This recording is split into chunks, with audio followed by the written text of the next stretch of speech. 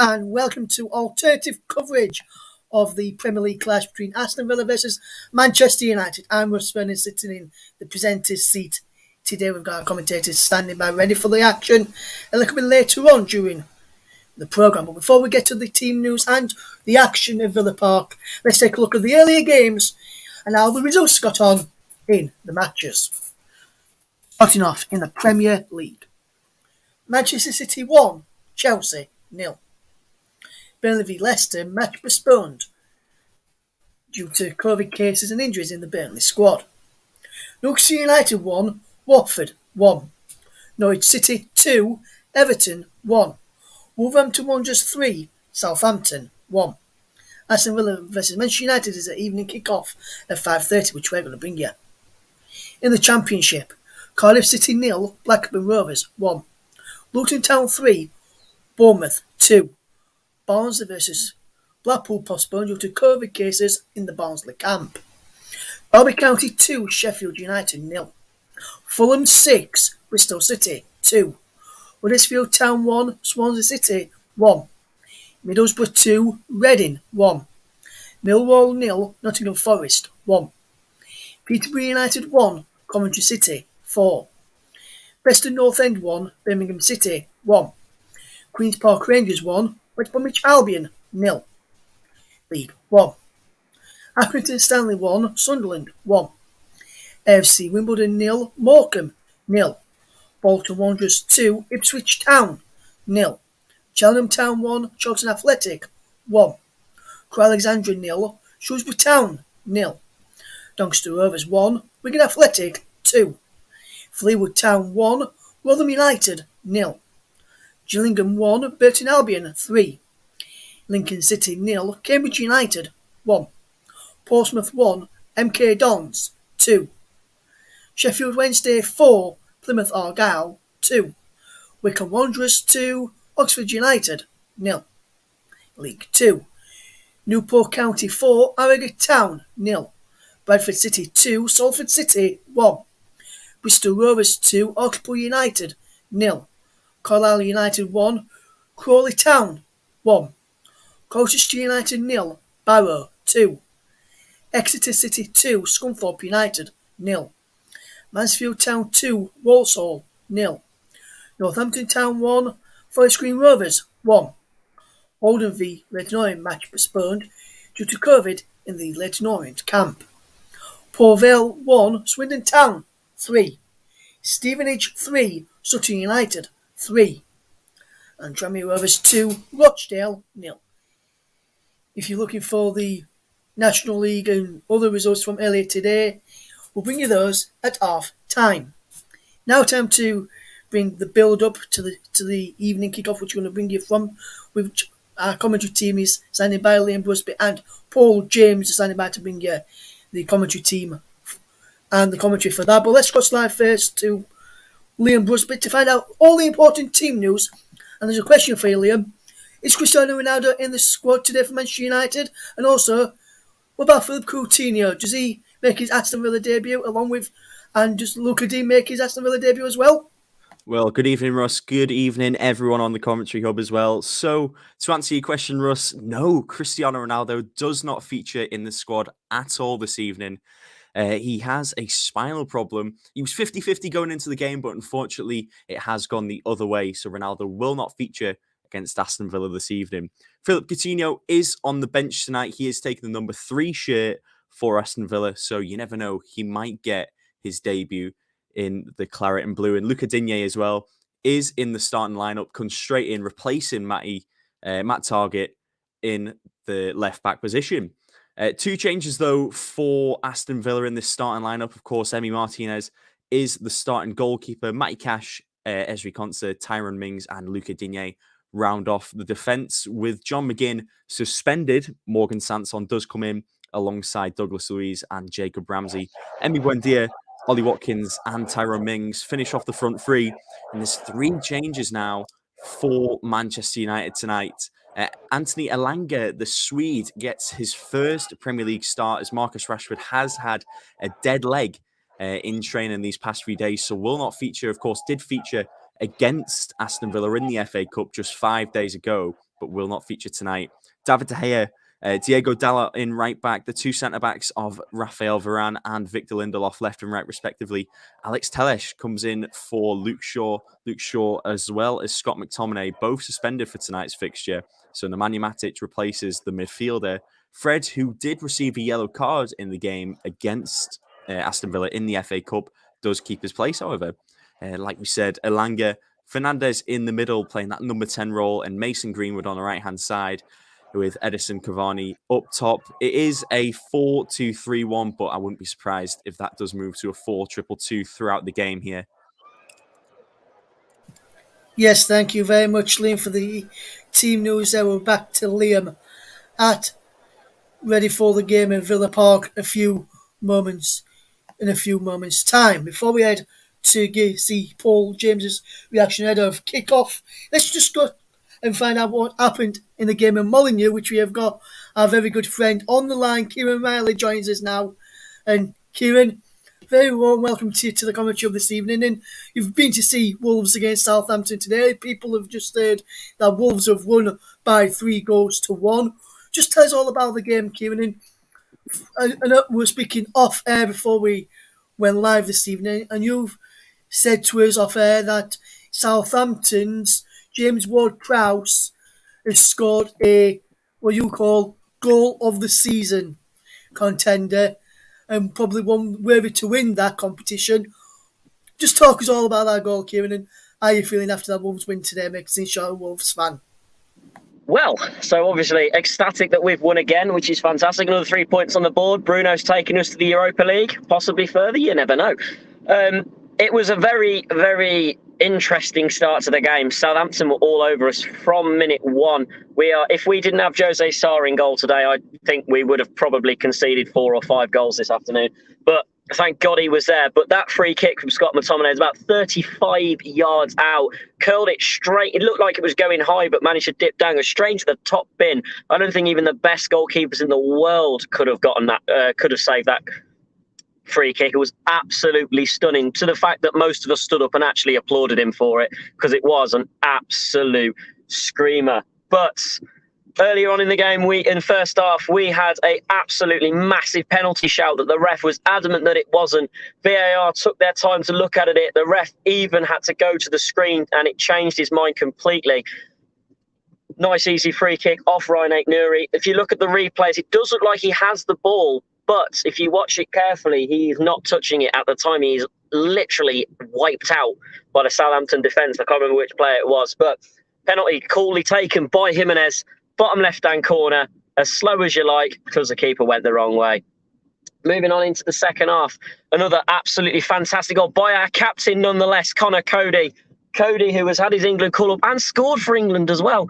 He scored once again for the old gold and black, and absolutely, well, it was a bit of a funky one, really. I think we had 3 attempts before he managed to just header it home, and it was absolutely fantastic. Jose Sarr ran from my end of the pitch all the way over to the South Bank just to go and celebrate with Coady, and ended up with a few fans jumping out the stands as well. But coming up to the end of the game, Adama Traore, he is absolutely useless, but when he scores, it's absolutely phenomenal. About 5 minutes before the end, he has the chance of the game. I think he should have squared it to Podence, in my opinion, but he put his foot through it, sent it all the way into Rose Ed. But 5 minutes later, has his redemption, a fantastic little run forwards, and knocks it straight into the bottom corner to make it 3-1. It was to be honest, after all the abuse was hurled at him, Molineux went into absolute pandemonium when he scored that goal for us. It's been a long time coming since he last scored. He needs it, but it's still not going to prove his point of him staying with us. I think he could be going at the end of this transfer window, but we'll have to see. But it was another fantastic win for us today. 3-1, and we keep marching on.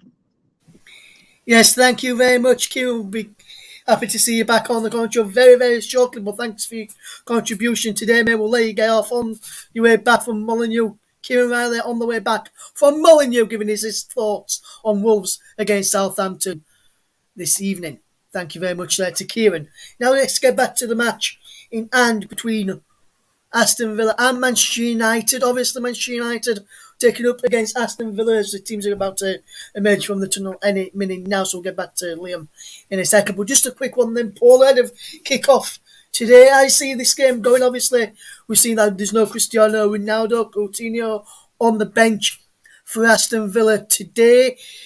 With the sides that both managers Steven Gerrard and Ralph Rangnick has put out, what is your final score prediction at the end of the game there tonight, Liam? Not Liam, I mean Paul, should I say, sorry. Good evening, everybody. Welcome to the Commentary Hub and welcome to listening to this great game that's coming up today. I honestly think Aston Villa is seeking redemption from the FA Cup. They were very, very unlucky in that game and perhaps deserved the win. My prediction is that they can get at Manchester United. Manchester United's defence has issues, especially if they slip into that 4-2-2-2 system. Aston Villa can take advantage of that by using the space that system provides. I actually think I predicted Villa to win in the cup game, and I was wrong, but I'm gonna stick with them, and I think they're gonna win 1-0 today. Yes, so there's the thoughts of Paul James ahead of kick-off. He reckons a 1-0 win for Aston Villa. So with the players on the way out of the tunnel now at Villa Park, and we're all standing by now. Nice warm studios off tube this evening. Let's go live back to match commentary team. First of all, Paul James, but alongside him, first of all, the first person you'll hear is Liam Busby. Liam. Of course, thanks very much, Russ. Yes, good evening, everyone, and welcome to the alternative match commentary of Aston Villa versus Manchester United. On the commentary hub, you can find us on Facebook, Twitter, and YouTube at Commentary Live 1. This should be an absolute cracker tonight. We've got a couple of debuts in the Aston Villa side, potentially a couple of debuts as well. The likes of Luca Digne starting tonight. Philip Coutinho as well is on the bench. Is he going to make an appearance tonight, do you reckon, Paul? Yes, I actually think he will. I think at some point they will play him today, even if they're winning and they maybe just give him 15, 20 minutes. I do see him making an appearance today. So just going through the team now, we will remind you a couple of changes from Aston Villa's manager, Steven Gerrard. Morgan Sanson comes in for the suspended John McGinn in midfield, and also Luca Digne making that debut after moving for £27 million from Everton to Aston Villa. I'm very excited to see how he does in the Claret and Blue. He's been a fantastic player for Everton. Didn't really gel that well with Rafa Benitez, and now he has managed to get that move. Of course, 3 changes for Manchester United as well. Anthony Elanga, the big one there, 19 years old, Swedish young player, is making his first Premier League start. He has already played a few games in the Premier League before, but it was just substitute appearances. Did manage to get a goal. I believe it was later on in the 2020-21 season, but is now making his first start officially at 19 years old. It'll be interesting to see how he does as well. Scott McTominay and Luke Shaw both suspended for this game. So Alex Telles and the Nemanja Matic replaced them respectfully. Edison Cavani up front on his own once again. Like we mentioned, it's a 4-2-3-1 for Manchester United, but with Ralph Rangnick's tactics, you wouldn't be surprised if that moved to a 4-2-2-2. Paul, you did your score prediction before. Luca Digne, of course, he's making his debut. How do you think he'll fare for Aston Villa today? Well, Everton, that's a big loss for Everton. He is such an effective left back. He's going to be very, very difficult to. He's not just an excellent defender, but he creates opportunities as well, and he's very good on the ball. I think he's an excellent addition to Aston Villa's squad, and I think he's going to perform admirably today. Shots of Philip Coutinho on the bench. I wonder what is going through his head at the moment. You know, you look 4 years ago, you wouldn't have even joked about Philip Coutinho going to Aston Villa. You know, they were in the Championship then. The player's taken the knee now, just ready for kickoff, and it'll be Bruno Fernandes for Manchester United who does get us away.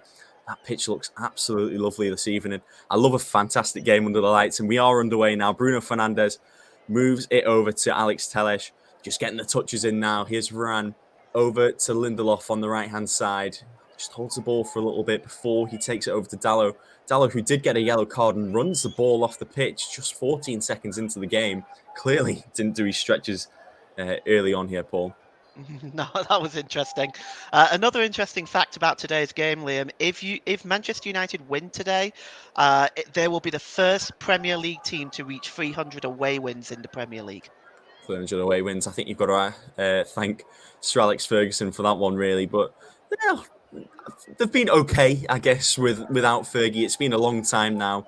Just looking at the table as well, Manchester United 7th on 31 points, Aston Villa 14th on 22 points. A win, though, could take Villa all the way up to 11th. Dependent on goal difference, they could go up to 10th as well, with Leicester currently on 25 points. Here's Tellish now, moves the ball up to Elanga. This will be his first touches, but Konsa does well just to take the ball out, and it will be a corner to Manchester United. Just a minute gone. This is the commentary hub. You're listening to Aston Villa versus Manchester United here.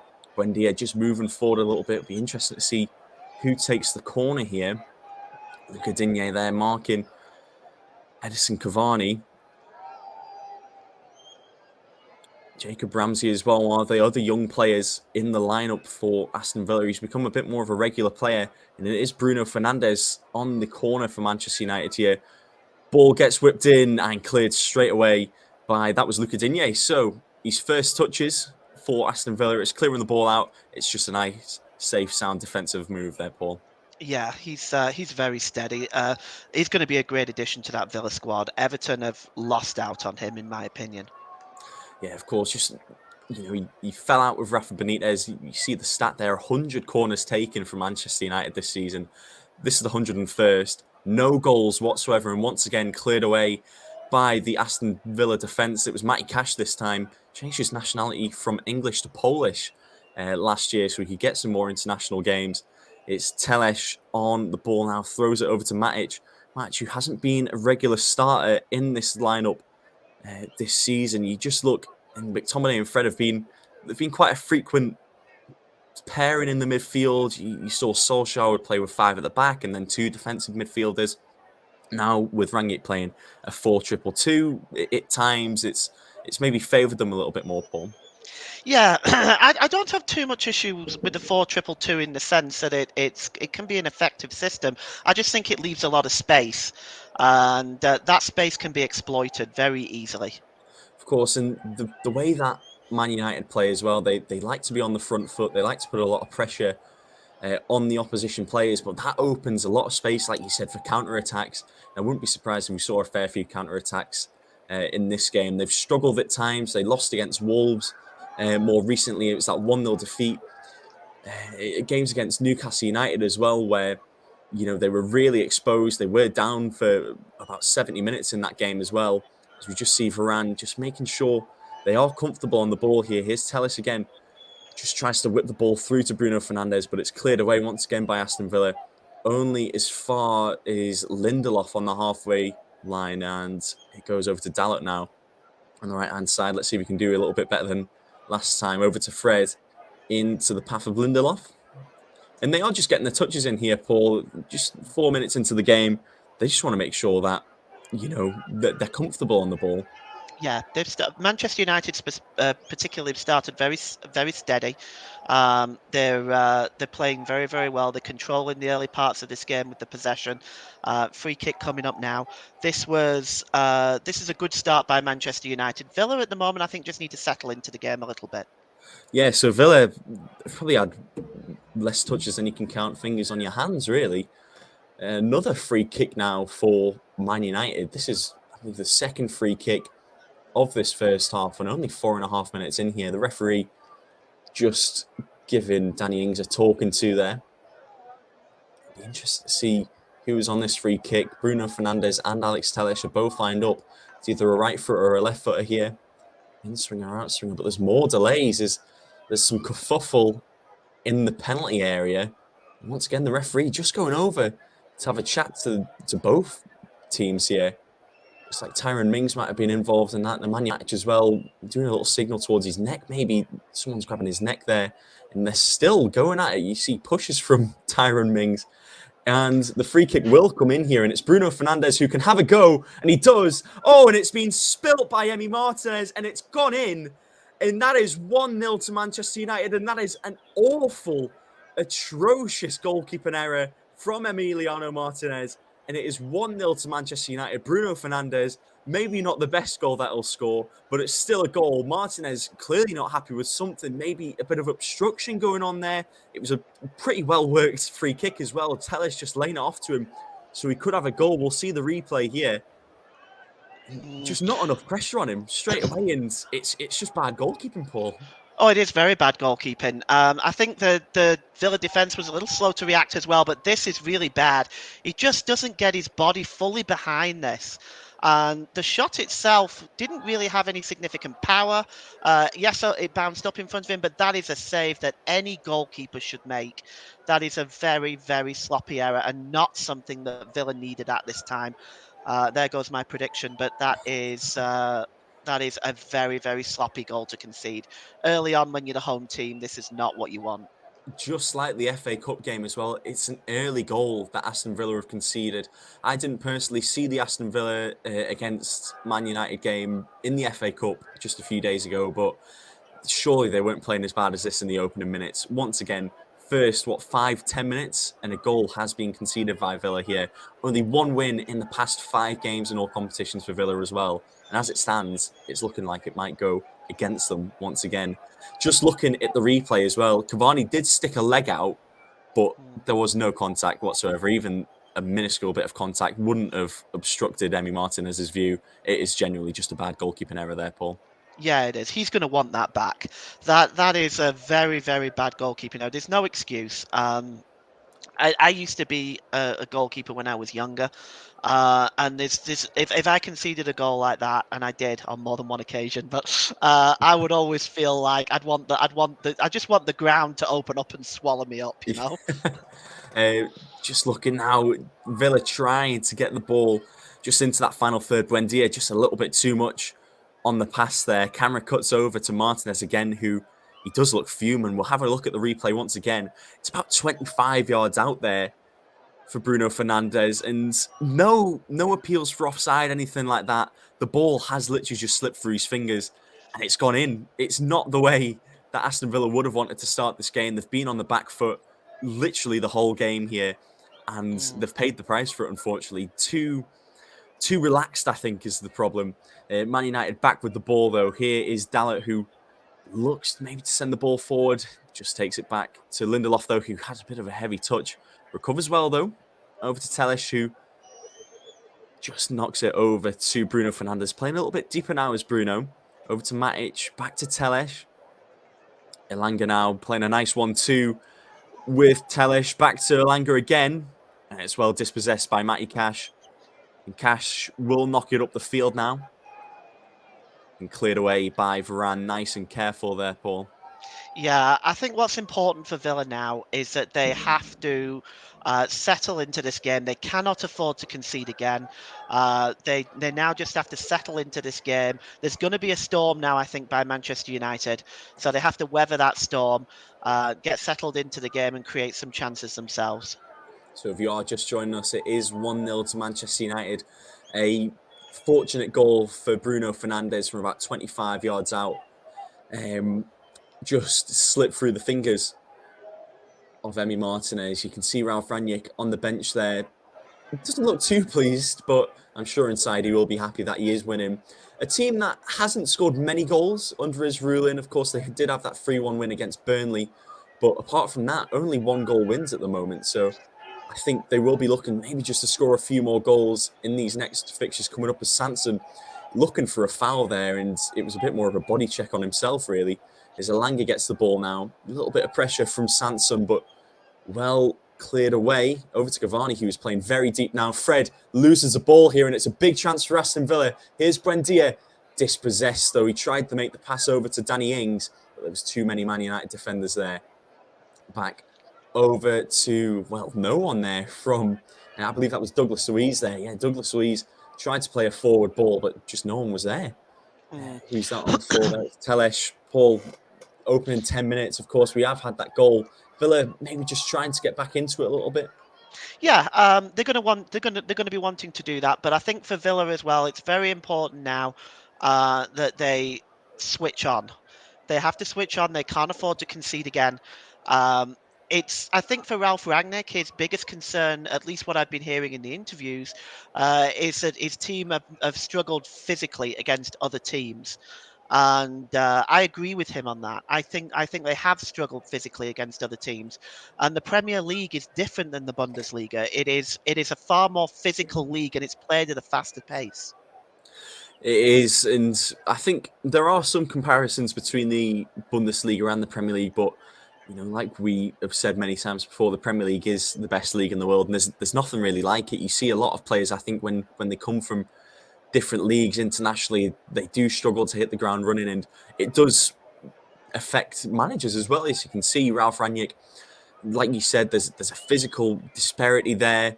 I think with some players as well, there's been a little bit of unrest in the dressing room. Just have a quick look though as Telles sets a nice ball in, and it goes actually to the other winger there. This is Greenwood now, who gets it over to Fred. He's got some space to shoot, whips the ball in, over to Elanga, and just wide there. It was a good chance, though, for Elanga. Great ball in from Fred as well. Score remains 1-0. Yeah, he just got above the defender here and wasn't able to direct it on target, unfortunately for him. No, Matty Cash, I don't think he really expected Elanga to rise up like he did there. I don't even think he knew that he was there at all there. Yeah, that's right. And the possession is currently heavily in favour of Manchester United as well. Yeah, and I think the goal shows that as well.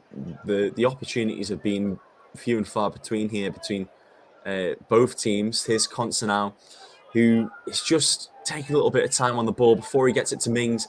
Digne was making a forward run there, but not even a chance for him to get the ball. As the ball's cleared away now from Telles in the final third of Man United's box. Bruno Fernandes over to Matic. Playing the ball quite well, actually, are Man United. Moving the ball quite quickly. Lots of forward runs being made.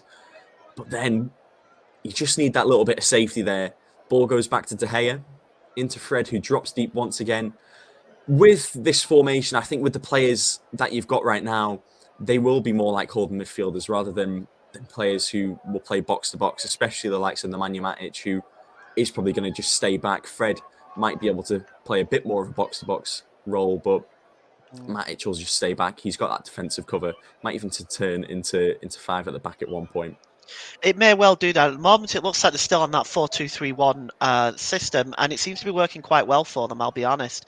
They certainly look a lot more comfortable in possession. There's less mistakes being made than what they were making in the cup game.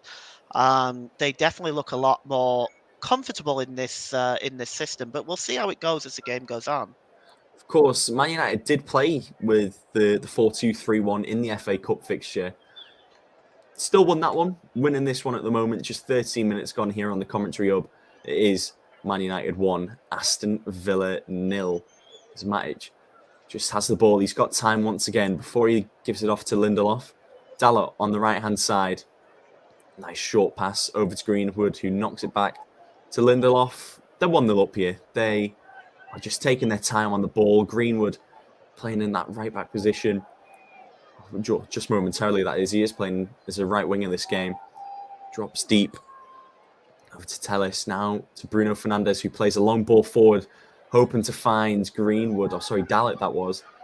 But no joy. It'll be a goal kick to Aston Villa. Emi Martinez, who will want to just make sure that he can recompose himself after that mistake that did lead to the Man United goal.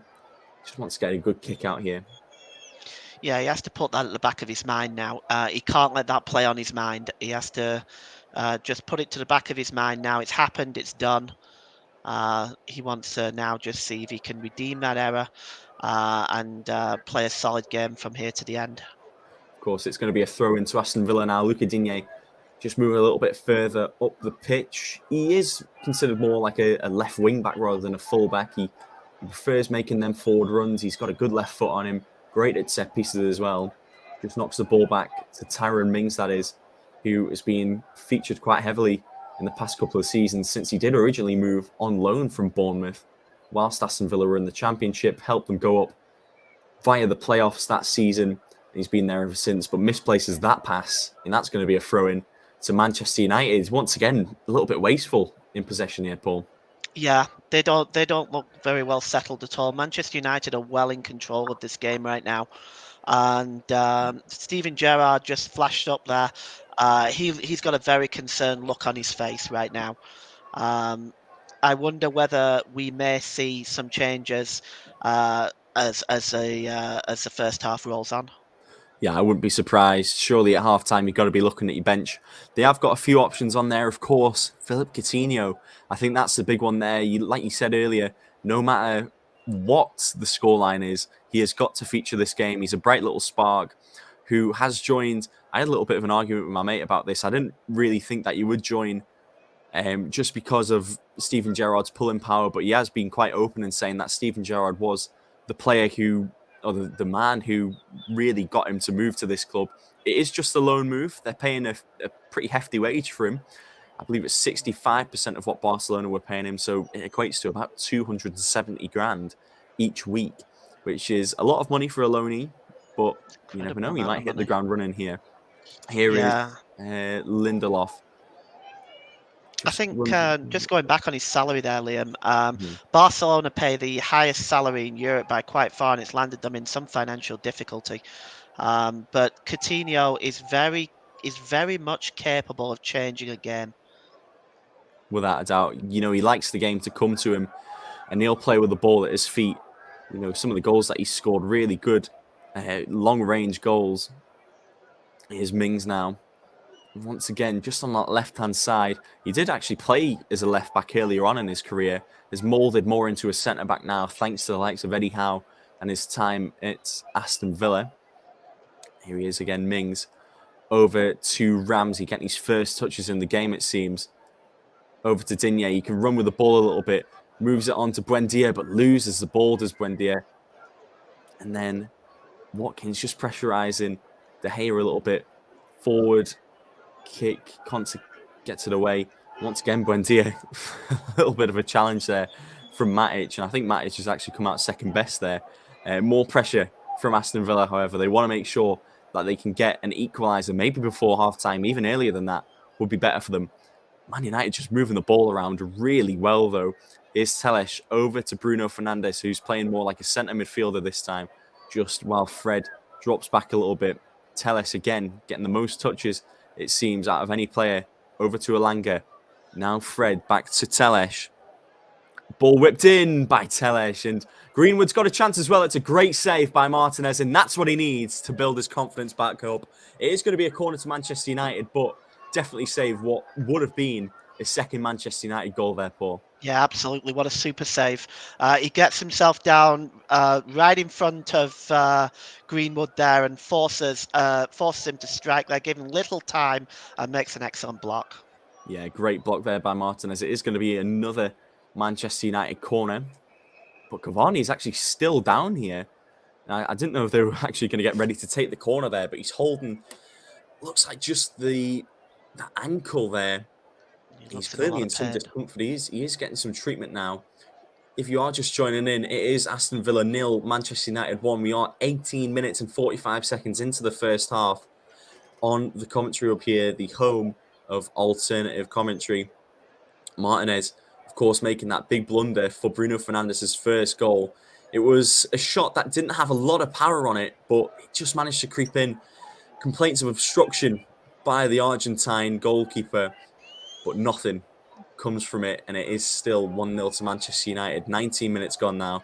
Cavani is going to have to go off the pitch here once he gets back up, just because he has received a little bit of treatment. So might be a little bit of a problem now whilst this corner comes in. We'll just see the replay of what happened. Oh, and I'll tell you what, Digne has rolled over his ankle there. He's definitely had his studs up. Yeah. And luckily, I don't think VAR's had a look at it, Paul. No, I'm not entirely sure whether it was intentional, but these days it doesn't have to be. But it did look pretty unpleasant, and he's struggling right now. He is, yeah. He'll come back on the pitch after this corner gets taken. Bruno Fernandes once again, or it'll be Telles this time, that'll whip the ball in. Ball gets whipped in now, Telles, and easily held by Emi Martinez. And now Aston Villa can counter here, but Fred wants to make sure that they can be as slow as possible with that. Here's Matty Cash on the right-hand side. He's got space. He's got time to move the ball forward as well. Cavani back on the pitch now. Here's Sanson, who does run with the ball. Over to Ramsey. And now over to Digne, who's playing just on that left-hand side, really deep now to Danny Ings. Over to Digne again. Dispossessed Digne. And now Man United can counter-attack. This is Mason Greenwood. Fancy footwork from the young Englishman. And the ball just going down the middle now. Here's Bruno Fernandes. Can get it over to Elanga, which he does on the left-hand side. Here's Elanga now. Just slows the play down a little bit. Back to Bruno Fernandes, who has space. Opts not to shoot. Over to Matic, though. Dispossessed by Aston Villa. Good defence by Aston Villa here. Game seems like it's just picking up a little bit now. Telesh. Back over to Varane. Over to Lindelof now. Dallo on the right-hand side. Back in Manchester United's half now. Over to Fred, that is. Bruno Fernandes. It's a 50-50 challenge there between Fernandes and Danny Ings. As Tyrone Mings gets the ball forward. That's nice and easy for Lindelof, but only as far as Luca Digne now, I believe. And now, oh, sorry, it's Buendia, and Buendia can move the ball forward. Over to Ings now on the left-hand side. Just slowing the play down a little bit, but it seems like there's a bit more tempo between both sides. Sanson on the left-hand side. Over to Matty Cash. He's got space to run. Is he going to be able to whip across in? Cuts back inside and absolutely sends Elanga there. Over to Sanson, who does whip the ball in, but it's not very good. And then Varane can clear the ball away, Paul. Yeah, Villa are just trying to get themselves back into the game right now. They've picked up possession. The final ball isn't quite there for them yet. But I can sort of sense that they're trying to get themselves back into the game now, that they're trying to attack Manchester United. Here's Digne now. It's been, I think, I wouldn't say lackluster for his first 22 minutes as a Villa player, but he's not lit the world on fire. Here we go now. This is another chance to counter-attack for Manchester United. Here, Elanga on the left-hand side, that favoured left-hand side that he's played on. And now it's really good movement from Elanga, and he goes down in the box, calls for a penalty. Referee says no. Ball gets whipped in, and Digne is going to clear that out. No, he'll actually come back and pass it over to Tyrone Mings, over to Douglas Luiz, and the ball still hasn't been cleared out here from Villa. And Martinez finally does. Risky movement, though, from the Villa defence. And now Matic playing in that central midfield role. Over to Greenwood. Fred is in front of him if he wants, but switches it over to Elanga. Here's Telesh now. Loses the ball. And here's Buendia, who cuts back, gets past Bruno Fernandes really well. And now Aston Villa are on the counter-attack. Here's Sanson on the right-hand side. 3 players aside of him. Gets it back to Matty Cash. Just wants to slow the play down once again. Here is Buendia. Now, who's he going to give this to? It's over to Tyrone Mings. Mings, then to... this is Ramsey now. Over to Watkins. Watkins, who's been quite quiet in this game as well. Over to Matty Cash. Matty Cash just holding the ball now. To Konsa. Not a lot of options on for Konsa here. The defence seemingly not being able to get the ball out of their half now. Here's Luiz, who's dropped back a little bit. Can run with the ball forward now. He wants to make a forward run. Over to Ramsey once again, who loses the ball on his feet a little bit. And there's pressure from Fred. Once again, back to Konsa. Complaints from the Villa defence. You can see that they want to get the ball moving, but they can't get out of their half at the moment. It's really good pressure here from Man United, and this is classic Rangnick. Yes. Over to Cash now. Sanson. Sanson, once again, there's just nothing on at the moment. They haven't really moved the ball around quite quickly because there's a lot of pressure here from Man United. They're being shut down very easily here, Liam. They are, yeah. Looking at Konsa now, still in their own half now, Aston Villa. They'll put the possession stats up a little bit in their passing stats.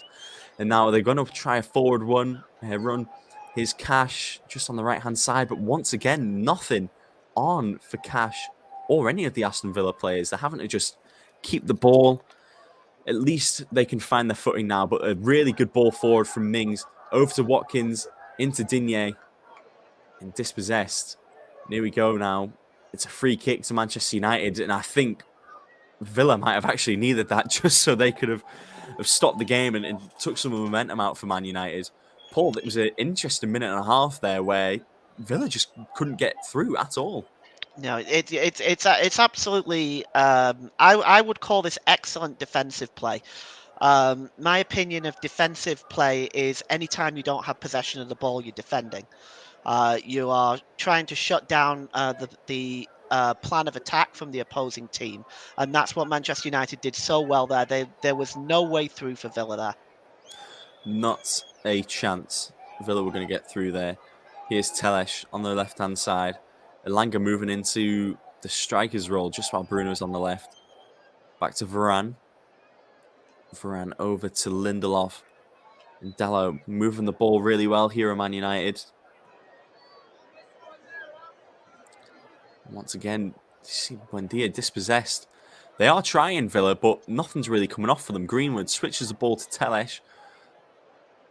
And now he can drive forward with the ball just like he has been doing most of this first half now. 26 minutes gone. It's a brilliant ball from Bruno Fernandes, but dispossessed by Tyrone Mings before the ball can go to Elanga. Once again, back to Varane. And it's a battle between, I believe it was Sanson and Bruno Fernandes. But Man United have come off better there. Here's Greenwood over to Dallo. Can he get the ball in? Oh, and it's a lunge by Luca Digne. And it is going to be the first yellow card of the game here. It's Luca Digne on his debut. That was silly, Paul. Yeah, that was reckless and late. That's more like a forwards tackle than anything else. That was very, very late and sloppy, and that he deserved the booking there. He's not actually gone in with his feet there. He's actually gone in with his knees. And because of that, I believe he's picked up a suspension there as well. So he'll miss the next game. That is the fifth yellow card of the season for him. Yeah, that's not good news for Villa. No, not at all. They have got Matt Targett, who is on the bench tonight. So they have still got that cover. But a player who has just signed for such a substantial fee, you'd want us to be playing week in, week out, suspension or not.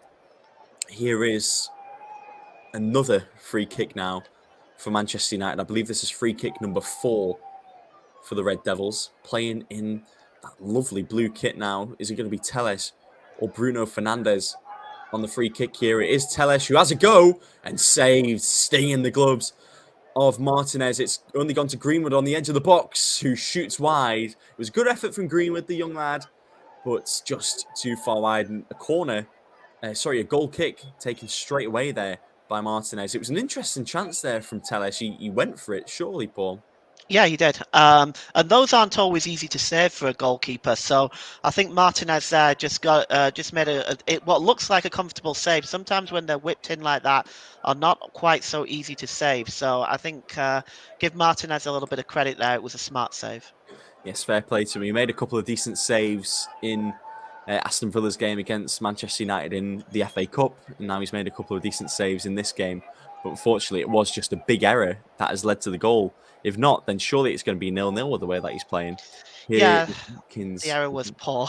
It was definitely something he should have saved. Yeah, I think it's definitely going to be the point of discussion at half time here with Russ and Kieran. Ralph Rangnick on the bench here. You look at the match stats. Villa, not a single shot on goal here. They've got to really do something in the second half or even before the end of the first half, just so they can at least register that first shot on goal, Paul. Yeah, they've just been shut down so well by Manchester United. I mean, as you say, Villa, they are trying, they just can't find a way through. Manchester United just look so good transitioning from defence into attack, pressing in attack, creating chances. Elanga has been very impressive in this first half as well down that left-hand side. He is, yeah. It's his first Premier League start. Like we mentioned before, he has played a few games, but only as a substitute. Just that one goal, but will he add to that tally before the end of today's game? Of course, he is replacing Rashford, who suffered a dead leg in training and couldn't play. And it's another sliding effort there from Sanson, where I think that is going to be, yes, it is a Manchester United throw. Just went off Sanson before the ball went out. Throw over to Varane now, to Lindelof. These two getting their passes in quite a lot in this first half. They've had, I think, maybe a little bit more of the ball than they would have liked. I think, you know, the way that Man United are playing, I'm surprised that they are passing it around the back so much. Yeah, they're building up from the back, Liam. They're building up from the back. They're passing the ball excellently. They're creating chances. Manchester United, this is the best I've seen Manchester United play for quite some time, actually, so far. Yeah, fair play to them. Free kick now, though, for Aston Villa. And that is going to be the second yellow card of the game. So that goes to the Nemanja Matic So it was Fred in the last game in the midfield who got a yellow card against Villa. It's now Matic on the other side of the midfield who's going to get the yellow card. And looking, it is just a bit of a silly challenge, of course. Tactical, but not really what you want when there's still 60 minutes left in this game. Got to maybe think later towards the end of the game, he's going to get subbed off because it's probably only going to get worse for Matic from here. Yeah, a bit clumsy that really, isn't it? It is, and it's going to be Luiz on the free kick here. He is going to try and whip this in, I believe. It's quite far out. It is more towards the halfway line, so you better have a good right peg on him, which he does, and it is. Oh, it's an interesting ball there, but Fred dispossesses it. Greenwood now gets the ball away well. Over to Fred, who gets it to Bruno Fernandes, and this is a counter-attack from Manchester United here, but well dispossessed. That was Sanson that did that. A really good sliding challenge from him. Back to Mings, who will just look towards Emi Martinez. He does. Over to Digne now. Just 30 minutes gone in this game. It is still Aston Villa 0, Manchester United 1. You're listening to the commentary of Liam Brusby and Paul James providing your commentary this evening. Good evening if you are listening. Yeah, just what I'm noticing as well is Bruno Fernandes in the midfield is just kind of controlling things there, dominating that midfield. Yeah, now a counter-attack once again. Here's Buendia on the edge of the box. Watkins, who does have a chance, and it is saved quite comfortably for David De Gea. But that's the first shot on goal. It's on target, and it opens their tally. And it might not have been the best shot, but surely a bit more confidence for Aston Villa. They have managed to break down the defence just slightly. But of course, De Gea, the wall, is still in net, and they're not going to get beaten that easily. No, that was an opportunity at least. That's the first time they've really got sort of inside that Manchester United defence. It's an opportunity for them. He should have done better in my opinion, but this will give Villa confidence, I think. Of course, and Villa, I was going to say they were moving the ball quite nicely, but it's a counter-attack from Manchester United this time. Greenwood on the left-hand side has space to shoot, and it is a great save again by Martinez. Elanga got the top of his head on it, but I think it moved it backwards rather than towards the goal. Here we go now. Here's Dalot over to Telles again, who's had a lot of touches on the ball in this first half. Greenwood, him and Elanga have swapped wings now. Over to Fred. Here's Telles, who's got space and will whip the ball in. Cleared away by Aston Villa. And now is it going to be a Villa counter-attack now? Watkins on the ball. Great block, though, by Matic. And that just brings the possession back to Manchester United. Some pressure on Matic, though. Comfortable. Another super save by Martinez. He's certainly redeemed himself for that error. I mean, okay, it would be 0-0 if it wasn't for Martinez, but it also wouldn't. It also could be 3-0 if it wasn't for Martinez. Very true. It was a great chance, though, for Greenwood, who he does like scoring a goal from them sort of ranges. He likes getting the ball in the box and having a go. He's got a nice little foot on him, either left or right. I remember in his breakout season, whilst we were in lockdown, he scored, I believe it was 10 goals in his first season for Manchester United. And they were really good goals as well. He did actually get a goal against Aston Villa, if I remember correctly, in that season. He'd love another one tonight. Ralph Rangnick. Once again, he doesn't look incredibly pleased, but he should surely be happy that they have taken the 1-0 lead before they have gone into half-time. Still about 12 minutes left, plus stoppage time. Should only be about a minute or so stoppage time. Another chance for Aston Villa, though, into the final third. Here's Digne, who is on the yellow card now. He's got to be careful when he's in defence, but this is a corner for Aston Villa now. I believe the first corner of the evening for Aston Villa. Yeah. They're starting to create some chances now at Aston Villa. I believe in my opinion, if the score remains the same at half-time, I think we may see Philip Coutinho at the beginning of the second half, or at least by the 60th minute. And you think he changed the game just before we see the corner come in? Sorry. It's whipped in by Douglas Luiz. And Watkins did get up. Once again, we see that's another corner, is it? No, it is a goal kick. I'm not entirely sure what decision's been given here. No, it is still a corner, sorry. So Coutinho, do you think he could be a game changer? Absolutely. I think he's gonna want to prove a point, and I think he's well capable of changing this game. And so I think we could see him early in the second half if things remain the same. Of course, Coutinho has made that loan switch from Barcelona, one of 2 signings this week for Aston Villa. No transfers in yet for Manchester United as the ball gets whipped in again, and it's a great save from David De Gea. Really just palmed it away. I believe it was Buendia, of all people, who had a chance, and it's going to be another free kick to Aston Villa now. Great reactions, though. What a save from De Gea. from the great wall of De Gea. That was an excellent reflex save. That was brilliant from David De Gea. So that is another shot on target now as well for Aston Villa. More confidence being built towards the end of this first half. Let's see what happens with this free kick, though.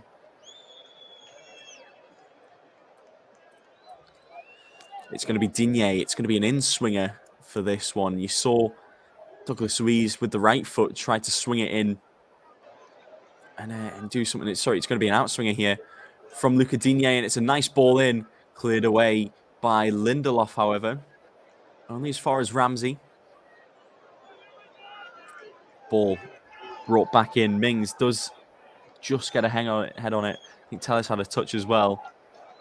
Here's Buendia now, just on the edge of the box on the right-hand side. He's got Bruno Fernandes for pressure, but it's a great ball in, and this is Matty Cash on the right-hand side.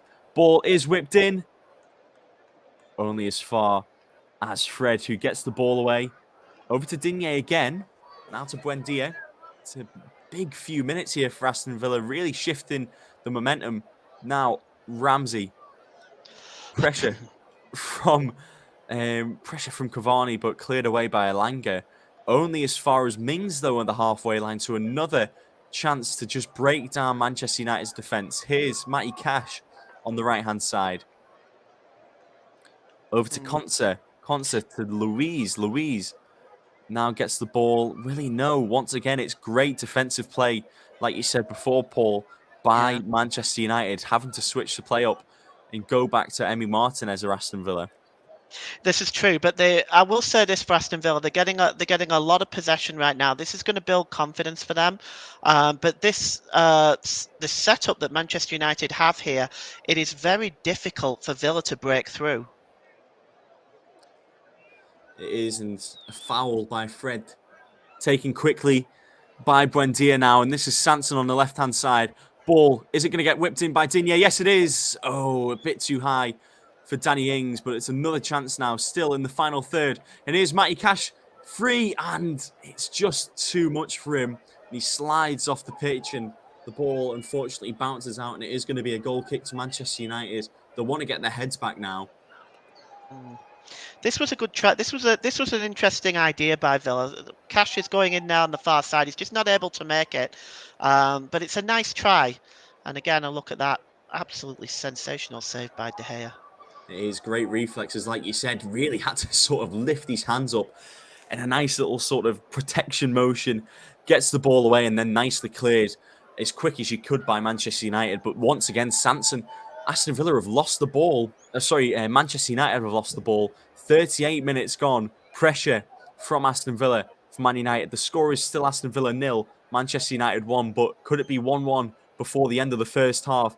Here's Buendia now. Over to Danny Ings. Douglas Luiz, I don't think, was expecting it, and it's going to be a free kick to Man United. And is this going to be another card? It was a bit silly from Douglas Luiz. No card, though. Bruno Fernandes goes down. It was late. I think it's a good idea sometimes that the referee does keep the cards in the pocket, because I think they do come out altogether too many times now. Look, I'll have another look at this because it was late.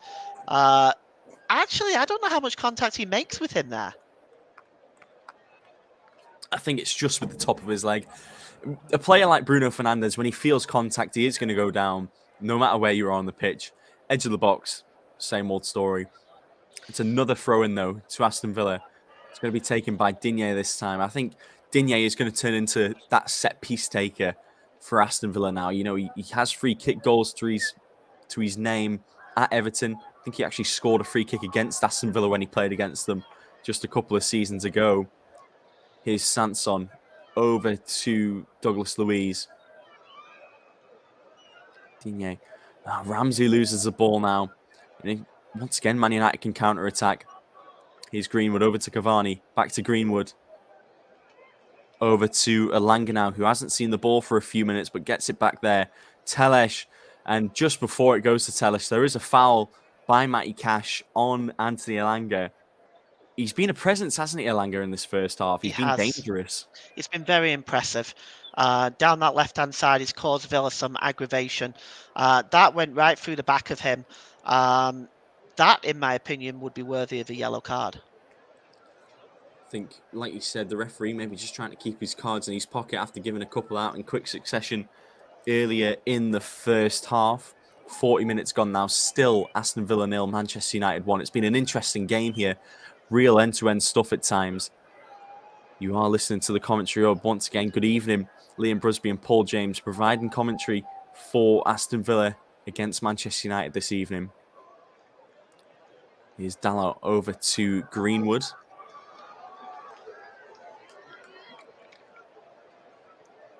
Over to De Gea now. Just once again getting a bit more comfortable with the game. Varane on the left-hand side. Plays it forwards. And is Taylor's going to get that? No, he's not.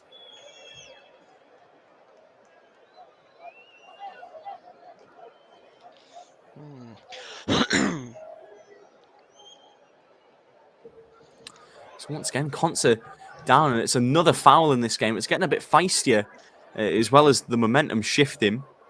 Yeah. I can. There's some tackles coming in here that are late, that are a little bit reckless. And the thing is, they're not entirely being made by the defenders as well. It's the wingers and the forwards that are making these challenges. So they are quite understandably quite reckless. Konsa is still feeling the effects of the challenge that he just had on himself there, though. Yeah, it's. I mean, I was looking when I was doing my research for this game. Manchester United are ranked 4th in yellow cards and joint 1st in red cards. Villa are ranked 5th in yellow cards. They've got and also joint 1st in red cards as well. So I wouldn't be surprised if we see a few more yellow cards dished out today.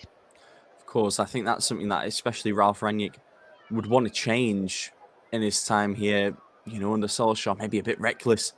Red cards are plenty for some of these teams as the ball gets whipped in. Big chance here, and once again, a save. That was Luca Digne's chance to score on his debut.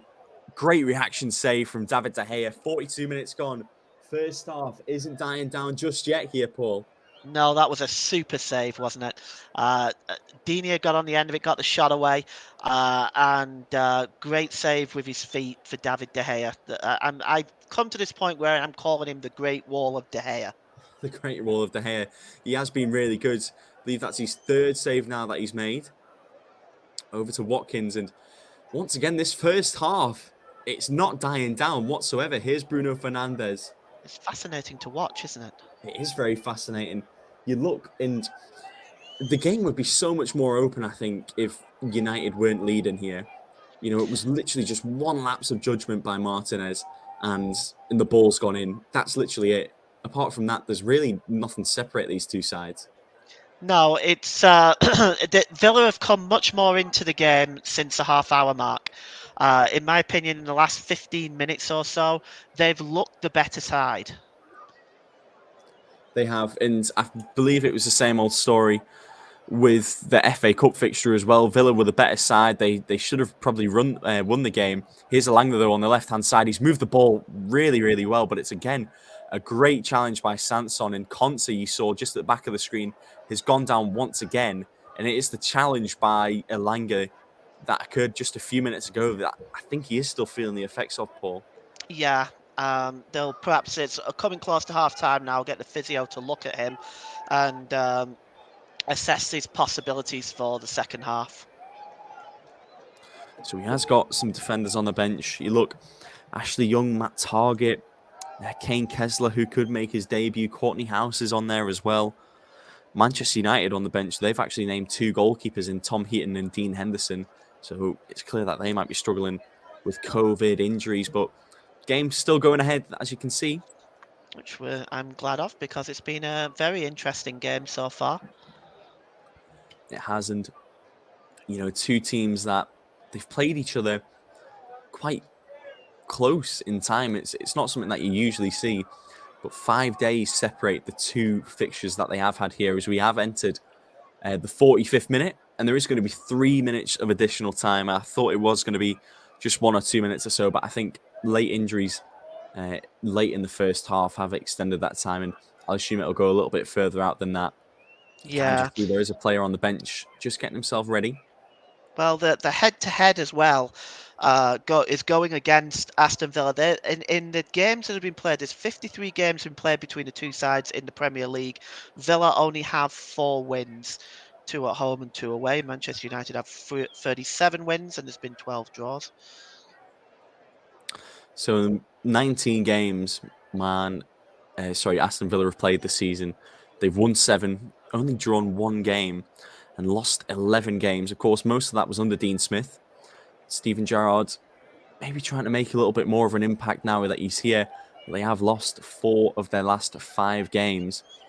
And like you said, only the 1 draw. The 1 win that they had was against Norwich, who are bottom of the league now. Sorry, they're not bottom of the league. They're actually 18th now after their 2-1 win today. Yeah, that was a bit of a shocker today, wasn't it? With them picking up maximum points there. And Everton are sort of being dragged down now into this relegation mess as well.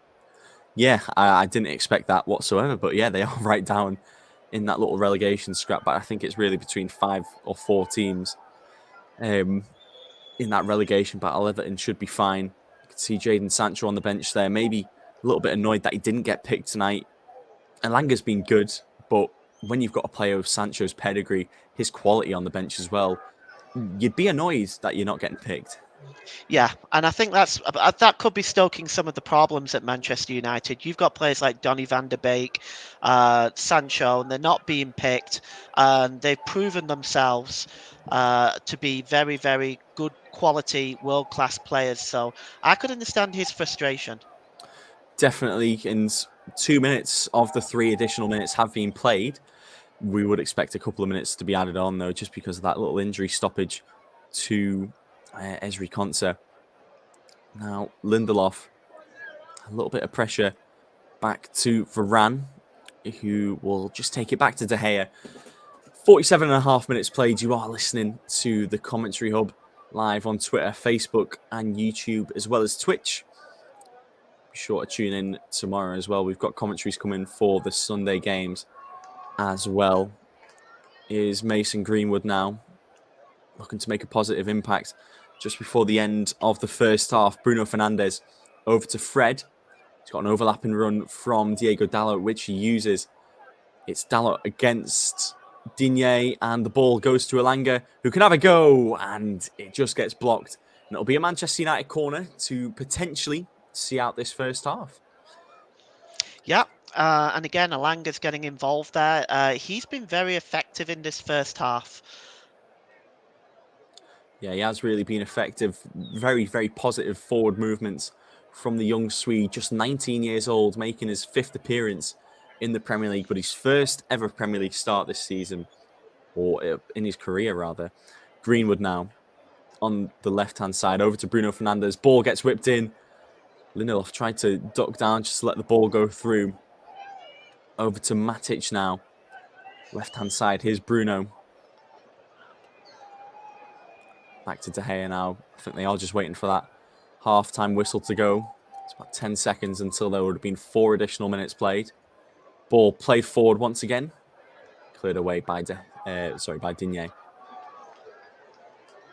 Cavani, who's been quite quiet in this first half.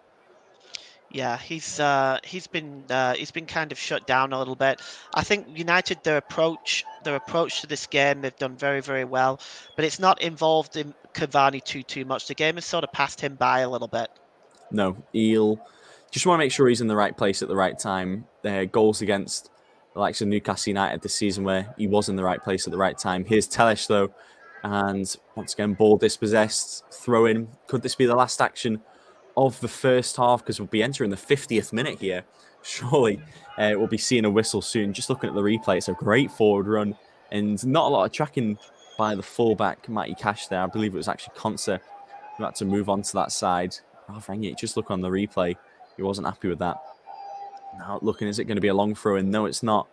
And that is the first half called. So an interesting first half there. 5 minutes in, Bruno Fernandes did get that goal. Shot from outside the box. It wasn't the most powerful one, but it slipped through the fingers of Emiliano Martinez. Claims for obstruction not given. Then a little bit later on, about 35 minutes in, Emi Buendia with a fantastic header from a corner, saved with great reflexes by David De Gea. And then on 42 minutes, Luca Digne nearly got his first goal for Aston Villa on his debut. A volley saved well by David De Gea. We'll go back to Russ for your halftime coverage, however. It is Aston Villa 0, Manchester United 1 at Villa Park. Thank you very much there to Liam Busby and Paul James. We'll be back with them in plenty of time for the second half as we watch the game this evening. Should be very much indeed. So let's take a look at the other scores from the other matches in the England, which were taking place earlier today in the National League for you. And I'll go through some of the other scores as well. We've had an African Cup of Nations game already taken place today, which involved Nigeria. We'll tell you how they went on as well this afternoon. They kicked off at 4 o'clock, so they finished a few minutes ago. So before we go into the National League, in the African Cup of Nations Group D, encounter finished Nigeria 3, Sudan 1. Guinea-Bissau take on Egypt is at 7 o'clock. In the National League earlier on today, finished Barnet 1, Chesterfield 4, Grimsby 2, Altrincham 0, Wealdstone 2, Dover 1.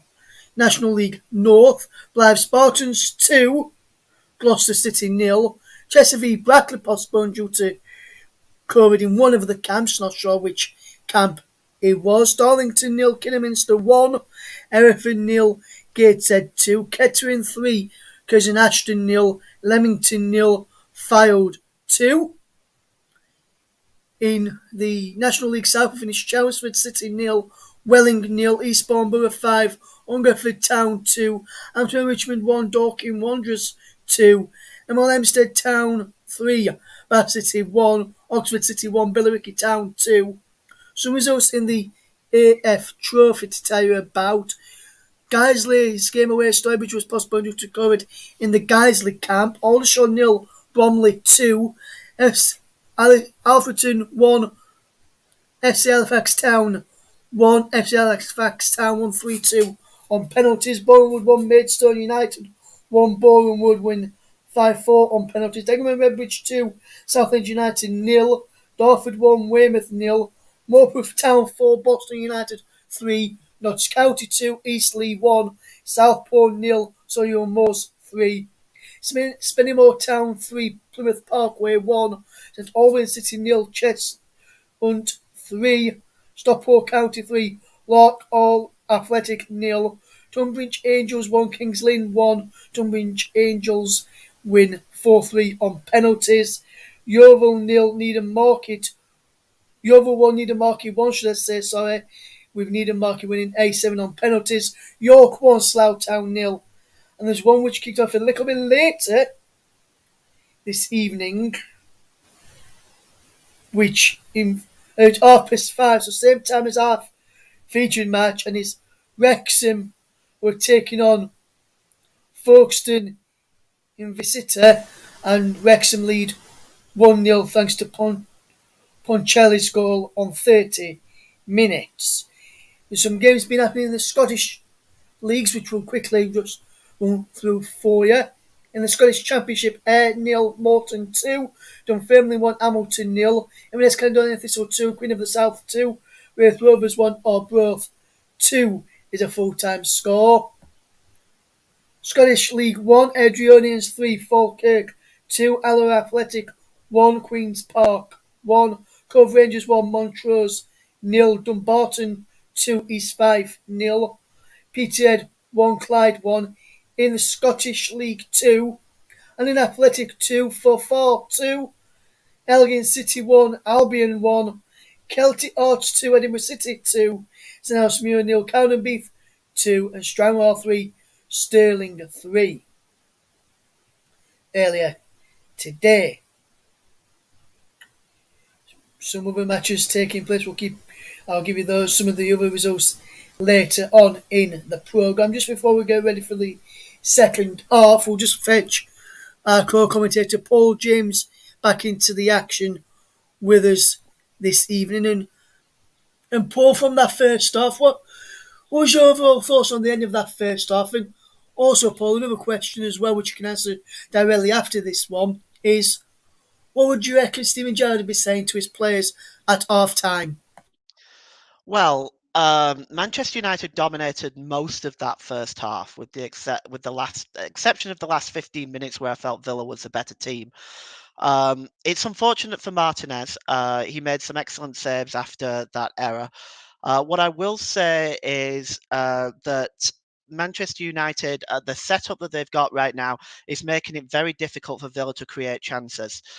Last 15 minutes, Villa did dominate, in my opinion, and they created one or two chances, forcing David De Gea into a couple of smart saves.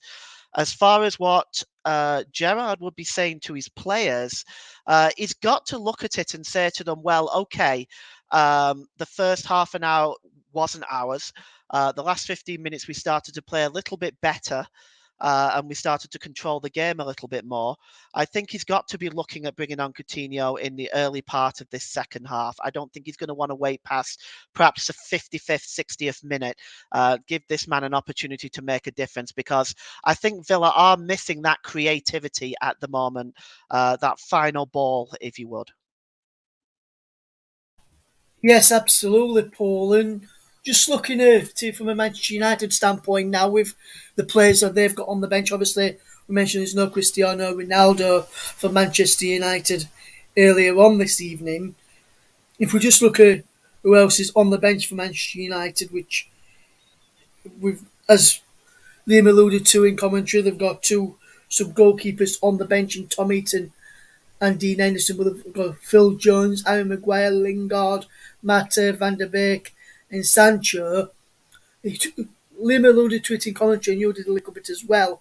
What do you think Sancho be saying, or thinking, should I say, going into the second half, or right now anyway, thinking there's a youngster there in Elangus who's going ahead of me today when Rashford is out. They spend so much money on me in the summer to get me in and get me back to the Premier League, but they're not using me. So what would you think if you was Sancho? What do you reckon Sancho would be saying right now, mate? Oh, he'd be very frustrated, Ross. He'd be very frustrated. He did very, very well in the Bundesliga. He was a threat. He's not really had an opportunity to grow so much at Manchester United, and finding himself on the bench like this must be very, very frustrating. I get the feeling there is things going on inside that dressing room, that some of which is spilling out into the public, and they're trying to keep it sort of locked down. But there are things going on in that dressing room. There are a lot of problems at Manchester United right now.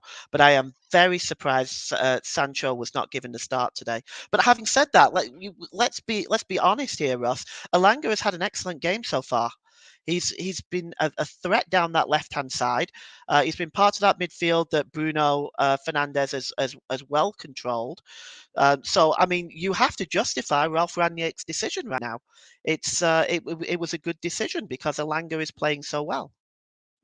Yes, and just looking at it as well as on the Villa bench, as we've already touched upon throughout the build-up and throughout that first half, which you and Liam were touching upon, Philip Coutinho's on the bench, Ashley Young on the bench as well, and they both know what it means to play against, and Ashley Young knows what it means to play for Manchester United as well. Do you reckon one or both of these will come on in that first half, in the second half, Paul? And if so, if you're the only one, which one do you think Gerrard will probably turn to the most? Or if both, who do you think would come off out of that starting lineup?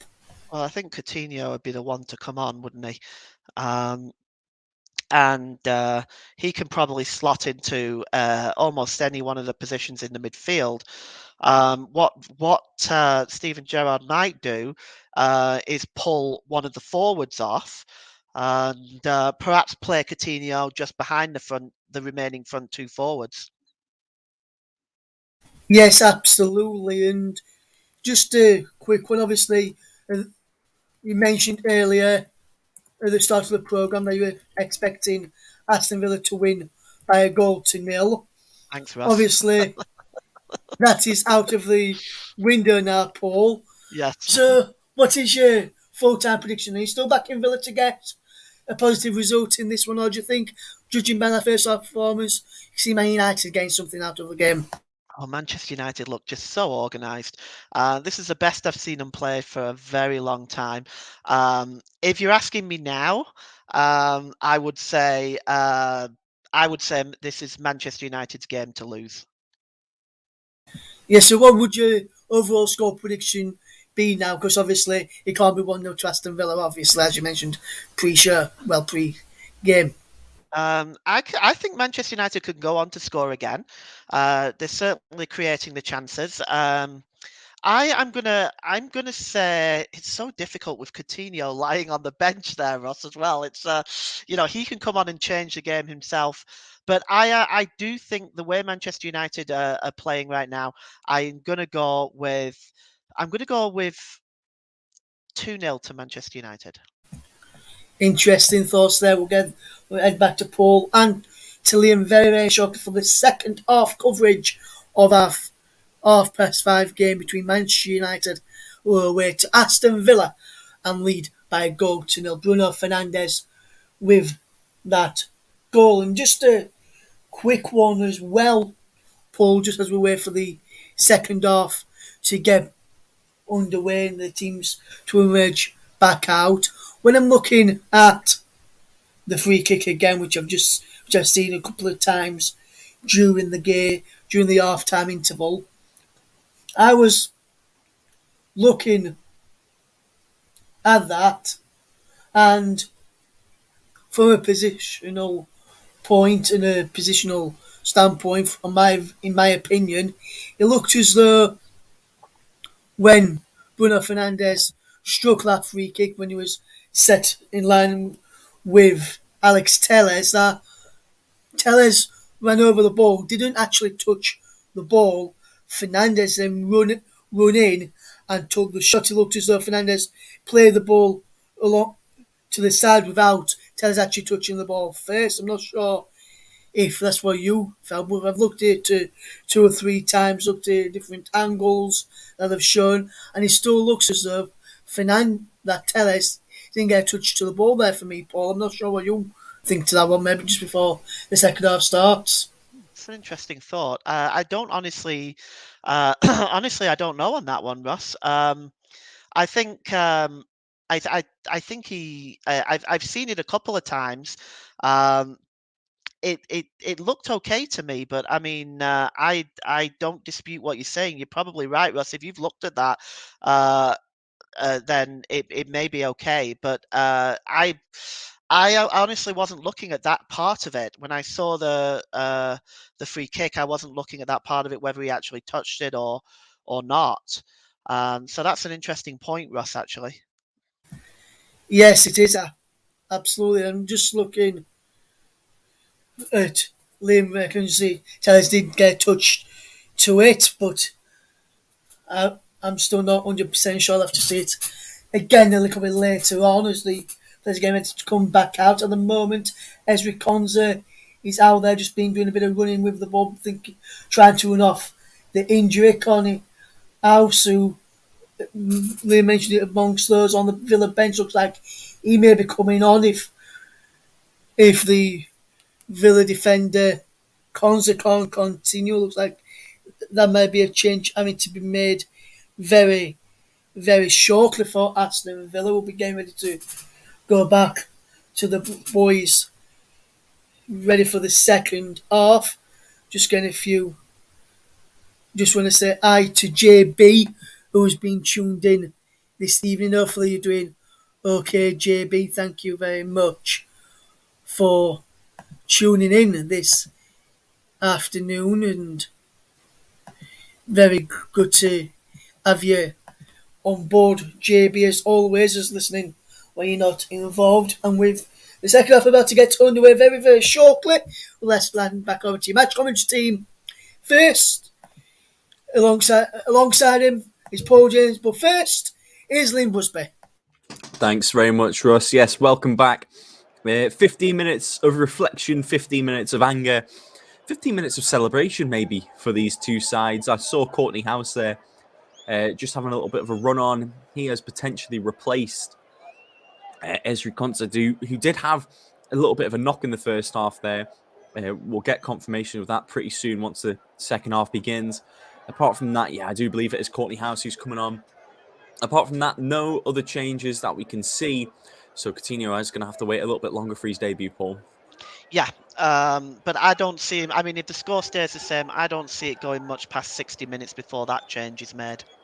Confirmation there. Courtney House has come on for Ezri Konsa. So clearly a bit of an underlying issue for Konsa after that challenge by Elanga. So this could change the game a little bit, Paul. Yeah. This is definitely an unfortunate situation for Villa. The injury itself that was picked up, I hope he's okay. But there's definitely potentially some issue here for Aston Villa. That's a loss of an important centre back. It is, and you can see second half is underway now. Ramsey with the ball. So confirmation, just that one change in the first half. Courtney House replaces Ezri Konsa. Now, House does have the ball now. Over to Mings, back to House. And once again, pressure early from the Manchester United side. 1-0 up after the first 45 minutes. If you are just joining us now, welcome. This is the Commentary Hub. Liam Busby and Paul James providing coverage of the second half now at Villa Park. It is Aston Villa 0, Manchester United 1, but it is a challenge by Bruno Fernandes and an early yellow card just 40 seconds into the second half. And that's not what Bruno would have wanted. He's frustrated with that, surely. Yeah, but he needs to keep his mouth shut. It's late. It's a foul. It's a yellow card. There can't be any complaints. The thing is, I mean, you go through the play and then you touch the ball. That doesn't make it a legitimate tackle. It's in my view, it's a yellow card, and what he needs to do now is just not argue. No, not at all. Here's Elanga, though. Early on in this second half, a big chance and a great save by Emi Martinez. Once again, just trying to make up for the mistake that he made earlier in the first half. Of course, that is why Manchester United are leading 1-0. The ball slipping through his fingers after a shot from Bruno Fernandes, about 25 yards out. Here's Elanga, though. The ball has gone out, and that'll be a throw-in to Aston Villa. Hopefully, we'll get a little replay of that chance, though. Here it comes now. So just sloppy possession there by Matty Cash, and Cavani does well just to lift the ball forward and comes in. It's a left-footed shot by Elanga, but it's a great save straight at Martinez, but still needs to make a little bit of a reaction. Here's House now. It's a smart reaction save, that. But I think it's a save he would have to make, but it's a smart reaction save. And just to point out, Martinez has been absolutely faultless since that era. He has. He's a great goalkeeper, and it's a rare error that he's made there. In the last fixture that Man United played at Old Trafford, this was early on in the season. He actually saved a penalty from Cristiano Ronaldo. So he didn't save the penalty, but the penalty went over the bar. But he had a great performance in that game as well. So just once again, confirmation of lineups. So we've got for Manchester United, David De Gea in goal. Left back, Alex Telles. Centre backs, Rafael Varane and Victor Lindelof. Diego Dalot on the right-hand side. With Matic and Fred as the two central midfielders.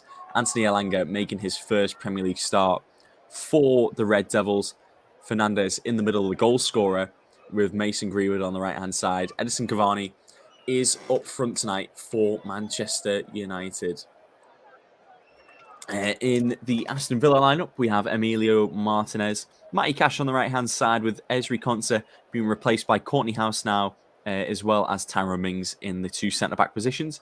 Luca Digne, who is on a yellow card from a foul in the first half with Jacob Ramsey, Douglas Luiz and Morgan Sanson as the three midfielders Ollie Watkins on the left, Emiliano Buendia on the right, and Danny Ings up front. Speaking of Ollie Watkins, here he is, whips a ball in, cleared away by Rafael Varane.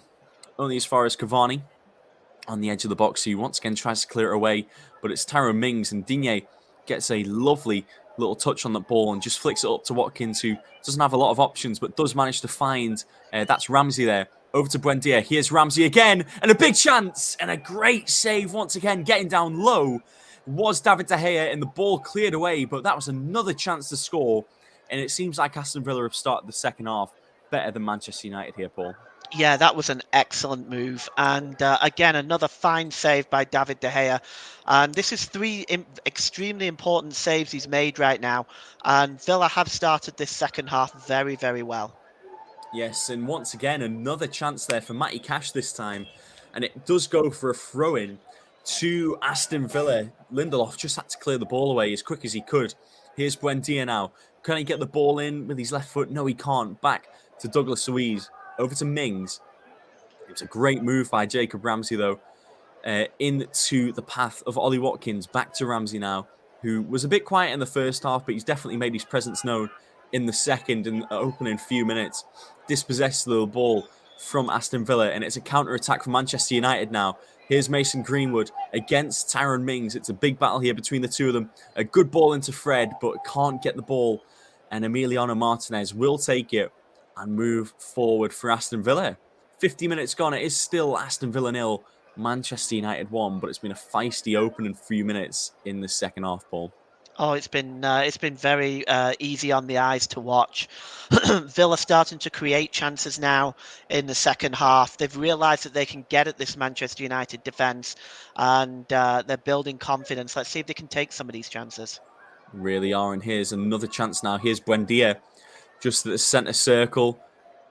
Lots of space here for Luca Digne on the left-hand side. Waits for the cross, and it will come in and headed away by Lindelof. Matty Cash, though, inside the box now. There's a few touches before it goes to Buendia. Whipped in again, and Danny Ings can't get on the end of it. It's cleared away by Lindelof again.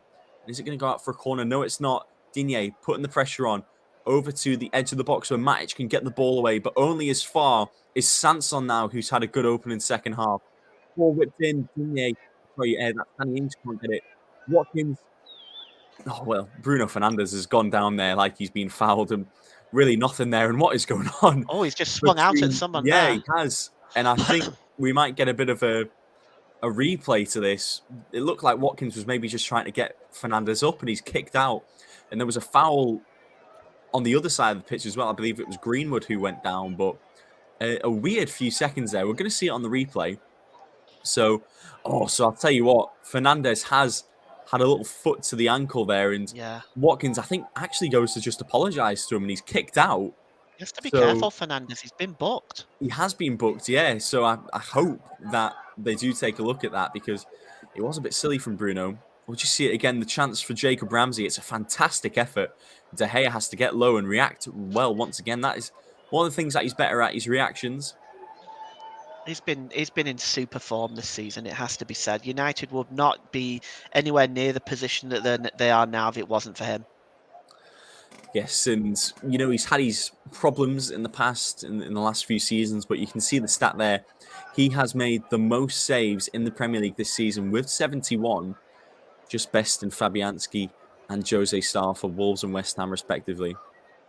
Here's Ramsey now. Pressure from Fred once again, who himself has had a fair few decent games this season. Matty Cash once again gets past Elanga. Over to Watkins. Buendia, who's playing more like a centre mid in this game, despite him being placed on the right wing this game.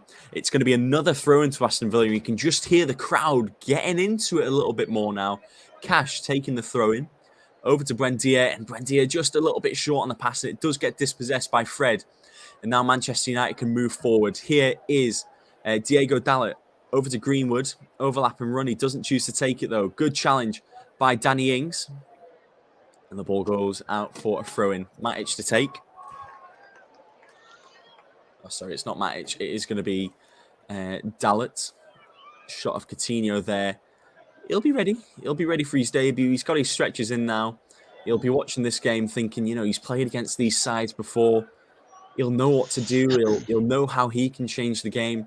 We are looking at 53 minutes on the clock now, so still plenty of time for him to come on and make an impact, but you have got to think it has got to be sooner rather than later, Paul. Oh yeah, absolutely.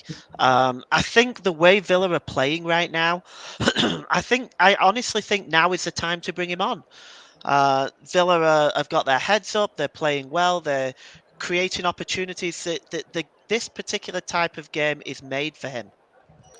And it's just a shame. I think it has thrown a spanner into the works for Steven Gerrard's men. As Sanson just dispossessed a kick out from De Gea and a free kick for his troubles as well. The substitution that he's had to make with Ezri Konsa, it has definitely thrown a spanner into the works, and maybe we might have to wait a few more minutes than we would have anticipated for Coutinho to come on now. Speaking of Courtney House, here he is on the ball. He has time, and it's a decent ball forward, actually, over to Digne, who likes making them forward runs, and he's got space now, and he passes it over to Buendia, and it's a nice held save again by David De Gea. It was shot straight towards his clutches, though, wasn't it, Paul? Yeah, it was a comfortable save, one you'd expect him to make. But another great move by Villa there. Digne is coming more into the game in the second half down that left-hand side. He is really giving Manchester United a bit of a headache. He is, and I'll tell you what, you never know. There's still plenty of time left in this game. I wouldn't be surprised if we saw a goal potentially go in. There is a lot of pressure on that team at the moment, on Manchester United, as it looks like now Aston Villa are playing the way that Ralph Rangnick would, just with a lot of pressure. You can see Buendia now just pushing as far forward as he can. And it's close. It's very close between Buendia and De Gea, and that actually is going to go out for an Aston Villa throw-in now. Yeah, they've started very well in this second half, pressing Manchester United, pushing them back. This is an excellent response by Aston Villa. It is, of course, like we mentioned in the first half, this game, if it's 0-0, it's going to be wide open, but now it's 1-0, the door just seems slightly shut now. Here's Martinez over to House. Both sided players in the defence, so you talking Digne and Matty Cash, they are pushing just a little bit further up now. Like we said, Digne likes to take that run forward. He's got a good left foot to him. If he wanted to cut inside, have a shot with the right foot, then he could. Ball forward, though, dispossessed by Varane, only as far as Sanson, who gets it to Digne, to Luiz. And now here's Digne, who can have a go, and he will, and it's just hit the side netting. Digne's very feisty with the ball, like we were mentioning there. He's using that left foot to his advantage, but still nothing on his debut so far. No, but I will say this, Liam. He, as you mentioned earlier, he likes to get forward, and he's doing that in this second half, and he's making a significant difference. Not just Digne, but Matty Cash on the other side as well. They're both making a significant difference and causing Manchester United some problems in this second half. They really are causing a fair few problems here. And the thing is, as well, when Digne goes forward, you see in Jacob Ramsey just going into that left-back position. So he's got cover. He's free to do what he wants on that left-hand side. They've brought him in for a reason. They know what he can do. And let's see if he can defend as well, because they are on the right-hand side now for Manchester United. But it's Buendia who is just piling the pressure onto Bruno Fernandes, who has been very rocky in this opening second half, in the opening 12 or so minutes of this second half. And now, is it going to be a throw-in? No. Stays in for Man United. A bit of a high foot, but nothing given. Over to Watkins now for Aston Villa. Sanson, who's really started this second half well. And the ball just doesn't go where Ings wants it. And he stops right in his tracks. And it will get cleared away by Manchester United.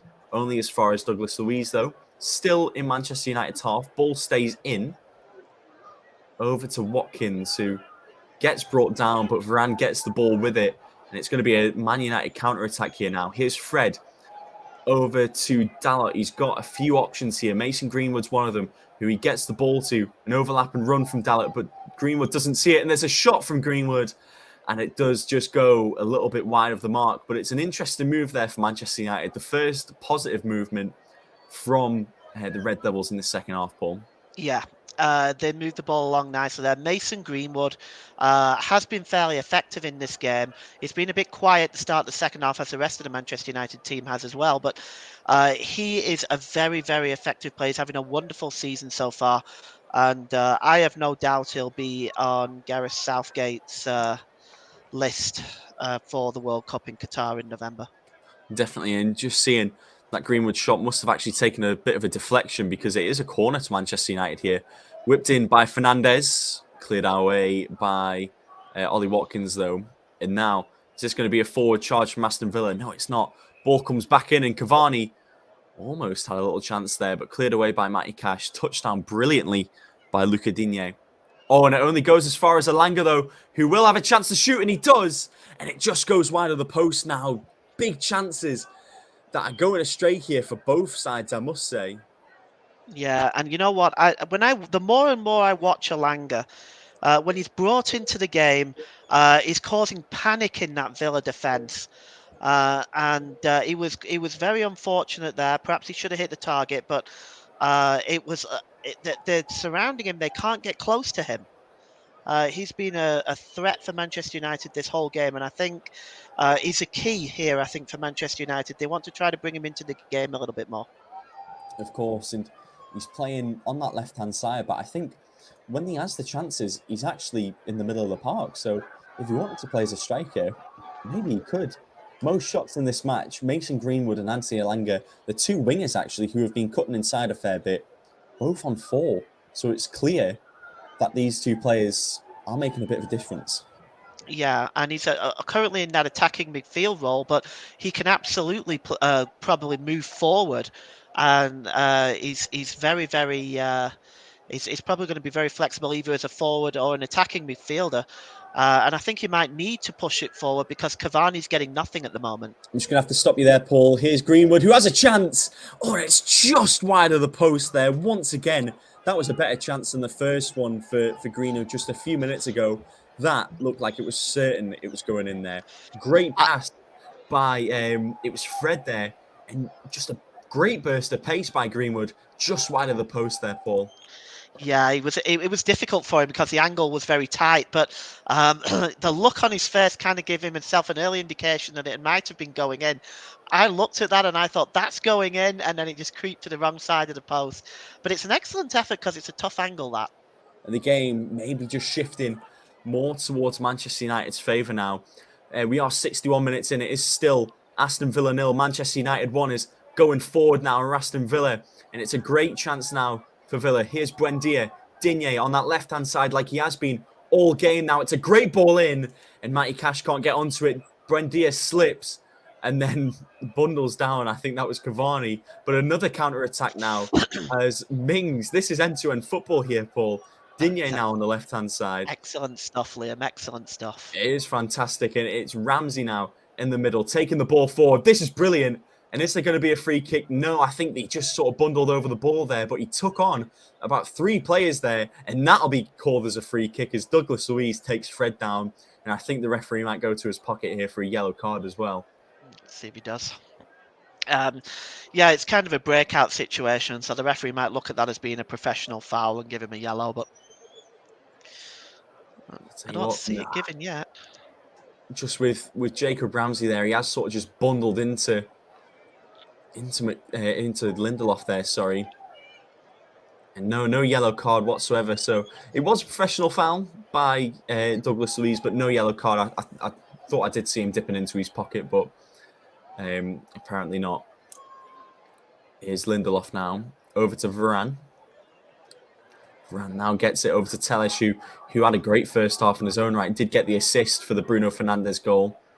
There was a little bit of debating from both Russ and yourself there if Telles did get a touch on the ball or not. I'm not quite sure, to be honest with you, Liam. I don't know. I have to say I must admit I didn't see that part of it. Russ seems to have looked at it a couple of times. So, but you seem pretty confident he touched it. I did see a knock on by Telles, yeah, but I think other people have saw differently. Maybe I'm wrong. I'm not too sure. But here's Elanga again, who sweeps the ball away really well from Watkins, but he has lost the ball, unfortunately. Here is Matty Cash now. Over to Buendia. Watkins now plays the ball forward to Matty Cash, and this is a real chance here for Villa. And Ings just gets bundled down in the box, but nothing enough for a penalty. It's going to be a throw into Aston Villa now, but this game, once again, is really picking up. It's a fantastic, interesting tie here on the commentary hub. 63 minutes gone, and it is Aston Villa 0, still Manchester United 1. But this game, like we said, is really heating up. Throwing comes to nothing, though. It's Dalot. Just gets away from Sanson, switches the ball brilliantly over to Bruno Fernandes there. He's got an overlap and run of Elanga, making his first Premier League start tonight. Cavani over to Fernandes again, gets brought down, gets the ball though, does Douglas Luiz. Bruno Fernandes has stayed down though, over to Douglas Luiz again. Now it's his forward movement from Aston Villa, and it's just again Buendia. He's happened a couple of times now, just silly little long balls that haven't done anything. As Bruno Fernandes has once again stayed down. I'm not sure if they've stopped the game yet. I think they have now, just to check on him. He's holding his hamstring, but it didn't look too bad. Oh, I think there's he stood a little on bit him. of afters there. Yeah, he stood on him. I'm not sure whether he did it deliberately now, but my goodness me! I don't think it's deliberate, but it's still not nice to watch. No. Yeah, goes straight onto the back of the leg of Bruno Fernandes there. It's Douglas Luiz. It's not on purpose. He's just bundled over him. But there is a little bit of a drinks break now, just whilst they are tending to Bruno Fernandes. He has got back up now. A little bit of the magic sponge, magic spray, and he's all right. Cavani gave him a smack on the back of the head as well. And you can see there on the bench, Philip Coutinho is getting ready now. He's kitting up. Do you think he'll go off for a Buendia or a Watkins, or do you think he'll play more into the central midfield role? Well, they certainly don't want to make any changes. The chances are being created from Cash and Digne mostly. So I think it might be interesting to see if he takes off one of the front two and plays Coutinho behind the front two. But he may just go for maybe taking off Luiz as a possibility and playing him in the central midfield.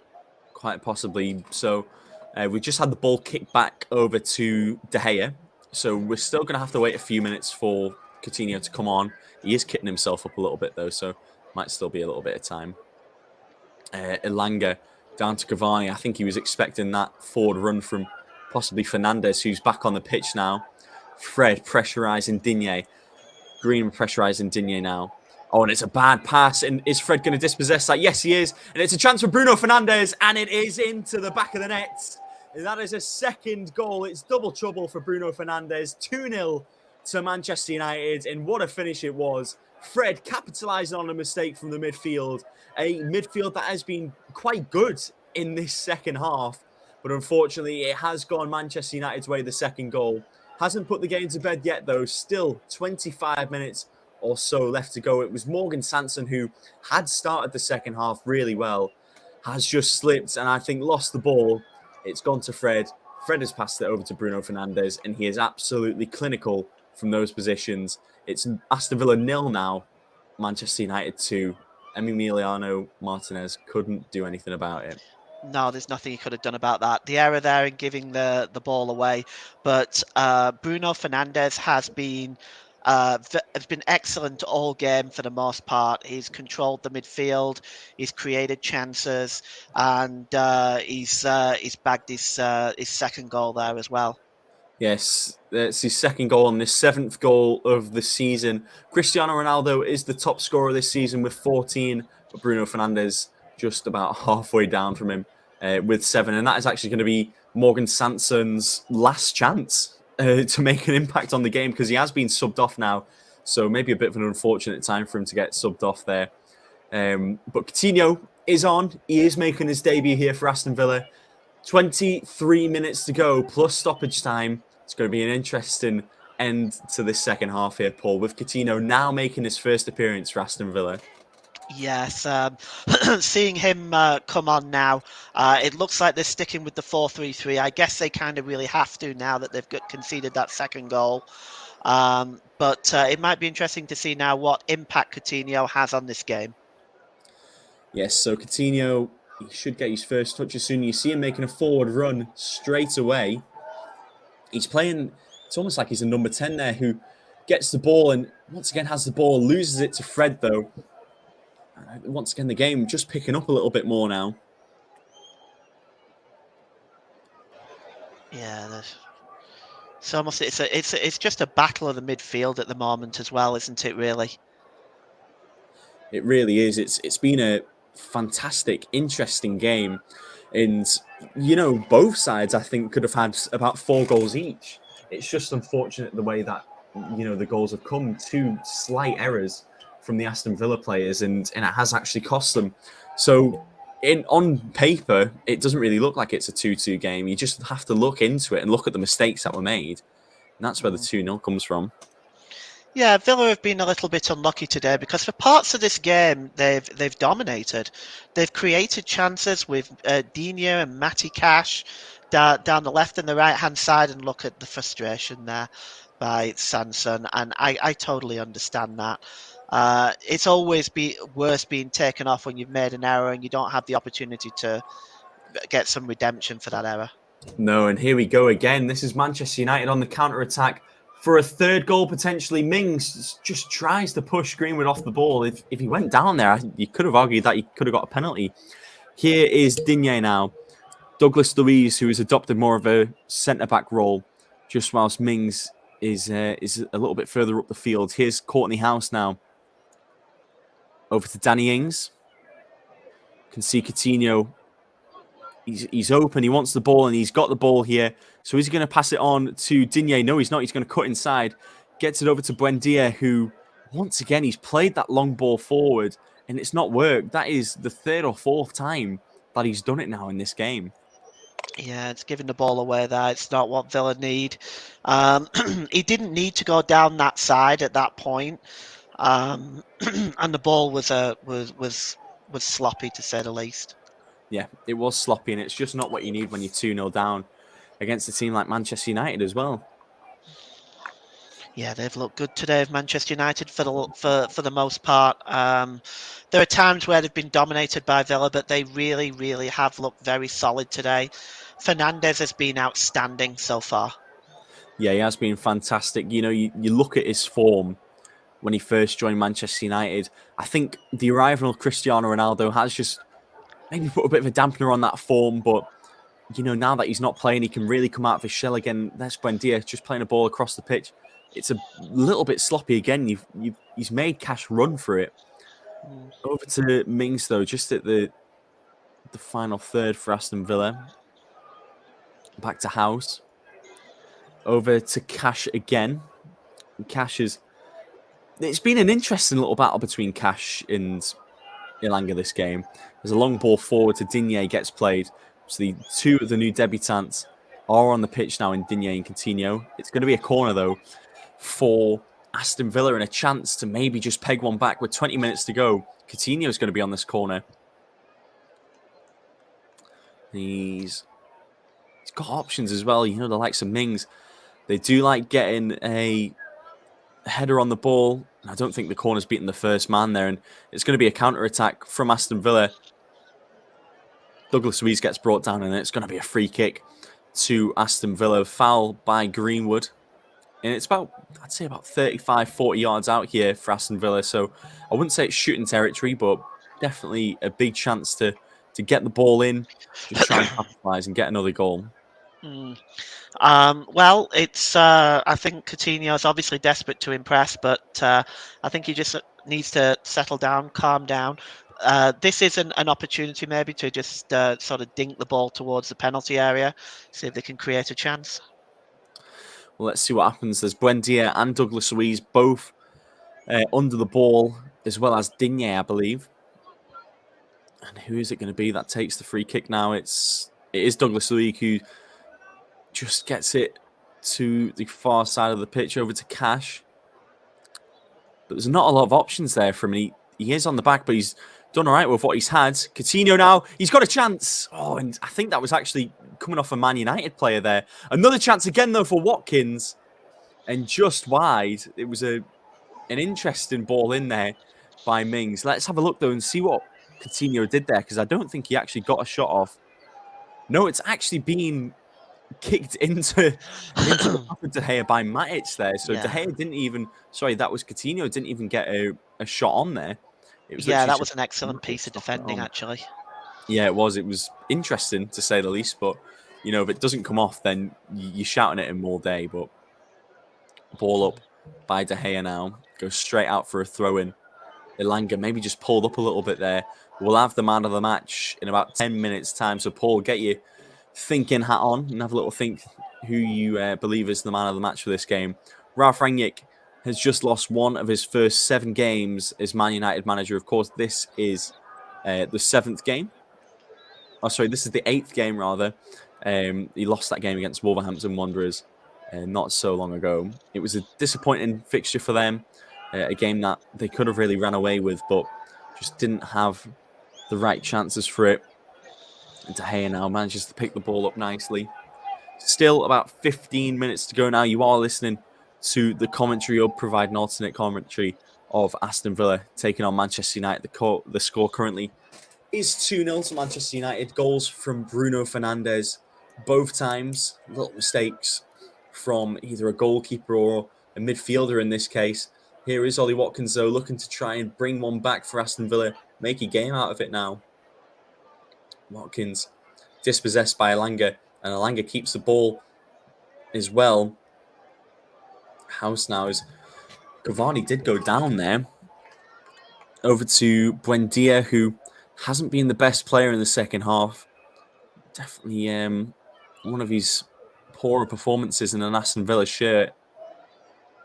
Over to Cash now. Cash to Ramsey. Great overlapping run by Matty Cash. He can whip the ball in now. And it's Watkins again who hits the header. And if that doesn't go out, it's actually hit the corner flag and gone out, unfortunately. Paul, it's a quiet couple of minutes there. I think Aston Villa, they are trying, but they look a little bit tired now. They do. They are still creating chances. Ollie Watkins has got to do better with that. But they are still creating chances. But it seems to me, at least for the chances that they have created, has come down the 2 flanks. But another change coming up now by Aston Villa. Danny Ings has gone off. Yeah, so Danny Ings for Carney Chukwuemeka. It's an interesting change, this one. So they have gone striker for striker. They did have, let's see what options they had. They had Archer on the bench there, number 35. Here's Jadon Sancho, though, who will come on for Manchester United. That is all 3 substitutions used, though, for Aston Villa. So they are going to see the game out with the players that they have on now. Here's Watkins now. Over to Ramsey. Here's Chukwuemeka. Did manage to get past a player or two, but nothing doing. Here's Mings, though, making a venturous run and doing quite well, actually. Coutinho now on the left-hand side. Passed it over to Chukwuemeka. Here's a chance, though, and it's Ramsey! And it is a goal for Aston Villa and a lifeline for Aston Villa as well. 14 minutes to go. Brilliant play there from Aston Villa. Just when we said we thought they were getting a little bit more tired, they have just pulled something out of nothing. It was originally started by Tyrone Mings, of all people, getting past a couple of players. Philip Coutinho involved as well.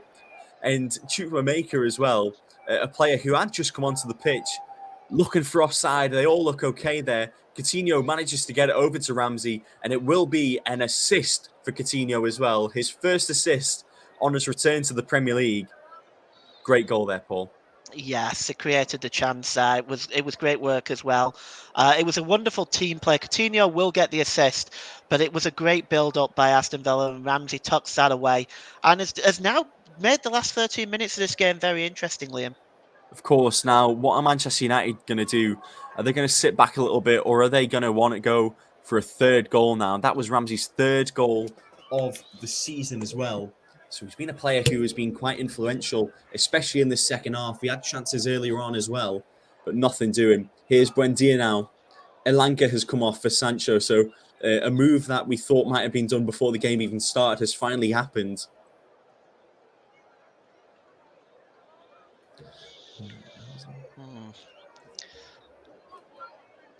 Well, I think Villa they've got a chance now to get themselves back into this game. I have to say I've been impressed with Manchester United for the most part.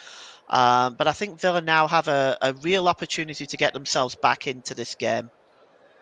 Yeah, it's a massive chance now. We will probably see a bit more added time as well. Sancho is a player who can make an impact. I think Elanga might have actually picked up a bit of a knock there whilst he was playing in the final few minutes. You can see Steven Gerrard really willing his team on there. Let's see, Varane over to Lindelof. They'll be annoyed that they've lost their clean sheet as well. They'll want to make an impact in the last few minutes of this game. It is 79 minutes gone here on the commentary hub. It is Aston Villa 1 now, Manchester United 2. 12 minutes left in this game. You do not want to go anywhere. No, Here's definitely Bruno not. Fernandes.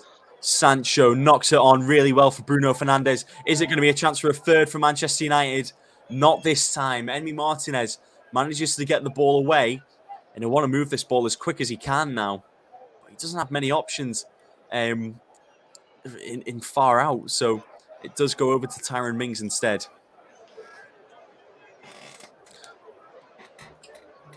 Starting again from the back, Villa, aren't they? Paul, of course, Coutinho came on. He did get the assist there. How important do you think that's going to be for his development as a player at Aston Villa? It'll give him a ton of confidence. It's a nice start. He's not played in the Premier League for a while. Obviously been in La Liga, so it'll give him a ton of confidence. Without a doubt, I'm excited to see what happens in this final. We're coming up to 10 minutes now, plus stoppage time. We do expect a few extra minutes of stoppage time. You can see David De Gea now just taking his time with the ball here. 10 minutes to go. You can see West Ham versus Leeds tomorrow on Sky Sports. Varane can't do anything with it, and it goes back to Mings. And this is just, once again, it's opening the door for Aston Villa to try and find an equaliser here. Here's Courtney House now. Over to Mings once again. Now, Chukwuemeka is playing in that left-back role, once again just covering for Luca Digne here. Courtney House now. They want to get the ball forward, Aston Villa. Here's Douglas Luiz. Over to Mings. And now Coutinho with the ball. He's got them bright yellow boots on. Sorry, it was Ollie Watkins.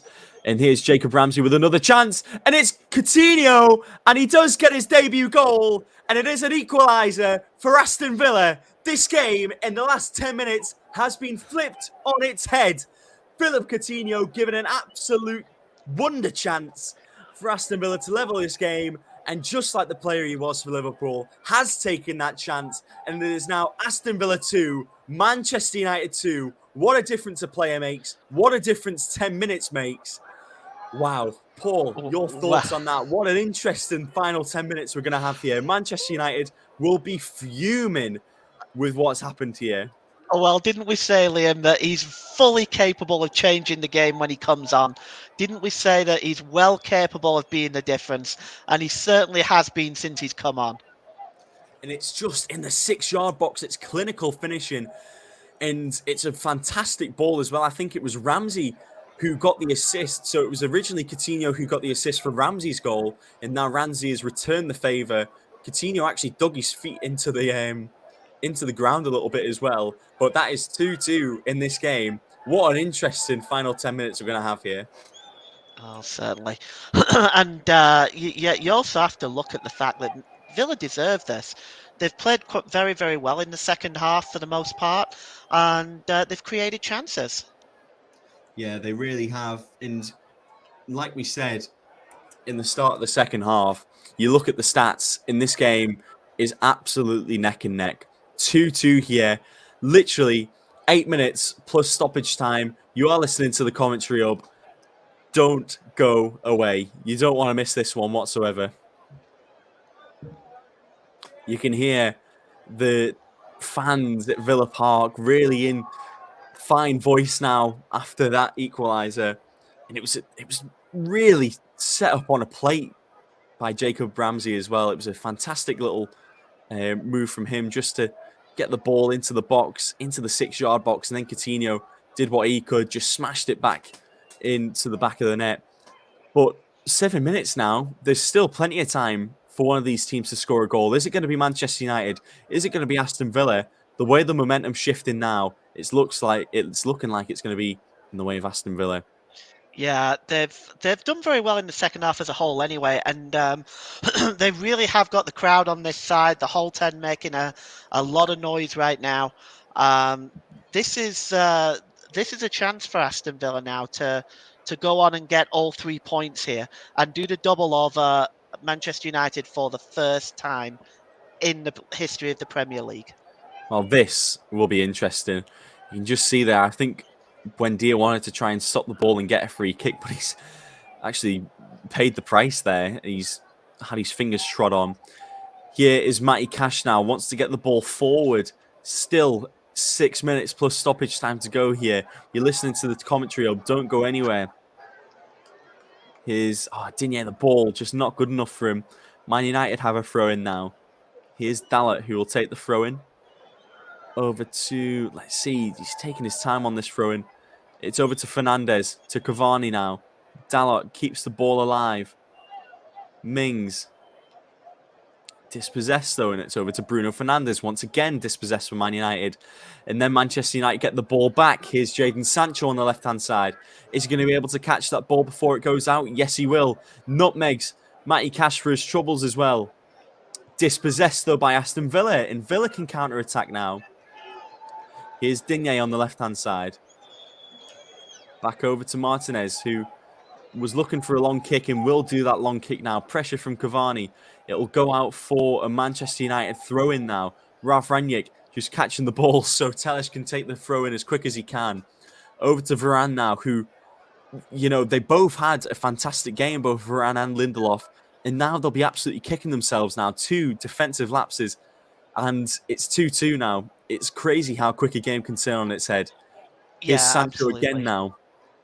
Telles is making an overlapping run. Here's Bruno Fernandes. Lets the ball just glide under his feet. Chukwuemeka. And now a counter-attack now for Aston Villa. Is Watkins going to get that? No, he's not. Coutinho will get it, though. Here's Coutinho on the left-hand side. Driving forward is Coutinho. Ollie Watkins. Can he get a ball in? Over to Chukwuemeka. And now just out. Here's Matty Cash again. Courtney House. Now Tyrone Mings gets forward. Here's Buendia. He's got space. Chips the ball up for Coutinho, but dispossessed by Telles. And now Matic can move the ball forward now. 4 minutes to go plus stoppage time here. Once again, Aston Villa and Manchester United. This game is absolutely end-to-end at the moment. Here's Mings. Wants to get the ball forward. Buendia looks absolutely spent, though. He's given absolutely everything. Chukwuemeka in the middle of the park now. Here's Ramsey. Over to Douglas Luiz. Digne on the left-hand side. They're being cautious now, Aston Villa. Of course, it is 2-2, but you don't want to throw everything away just like that. They've worked so hard to get the 2 goals back that they needed. And I think Manchester United might just be preparing a third change for the last few minutes now. But here's Luca Digne on the left-hand side. It's a massive chance. Over to Coutinho. Sorry, it was Ramsey. But Coutinho now will have a shot. And I think Ramsey just got in his way. But that could have been it. That could have been the 3rd goal and the 2nd for Coutinho tonight. What an impact he would have had if that went in, Paul. Oh, absolutely. And it begins with a super ball to Digne. But he gets the shot in. Unfortunately, it's right at De Gea, who gets down to make the stop. But he has made a significant difference. And when I'm thinking of man of the match, I'm looking at Bruno Fernandes or Coutinho. And it's very difficult to differentiate between the two because both have been significant in this game.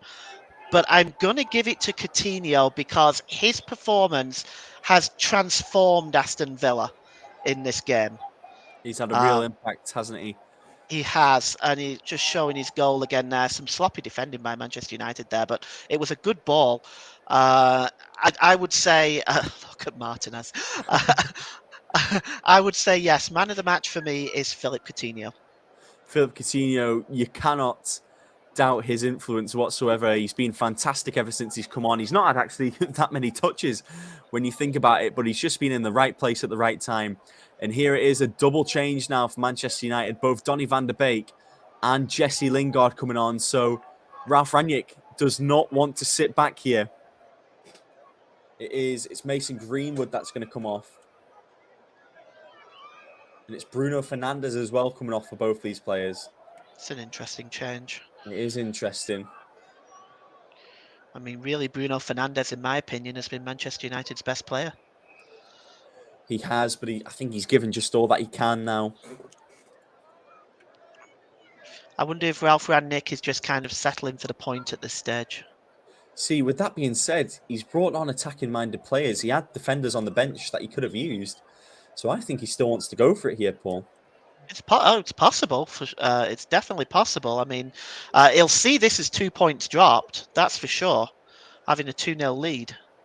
Of course, but there is still time for this game.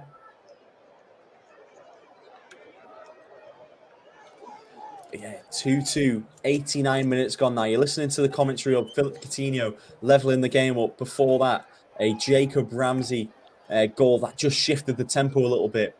Douglas Luiz, though, on the free kick, just on the edge of the halfway line. About 30 seconds before we get to see how much added time we have.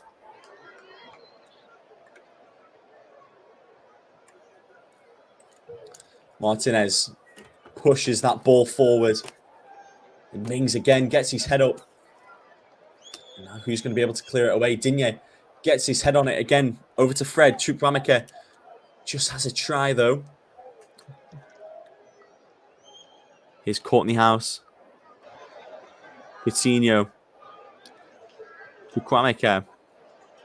Over to Buendia in the middle of the park. He's got a few options there.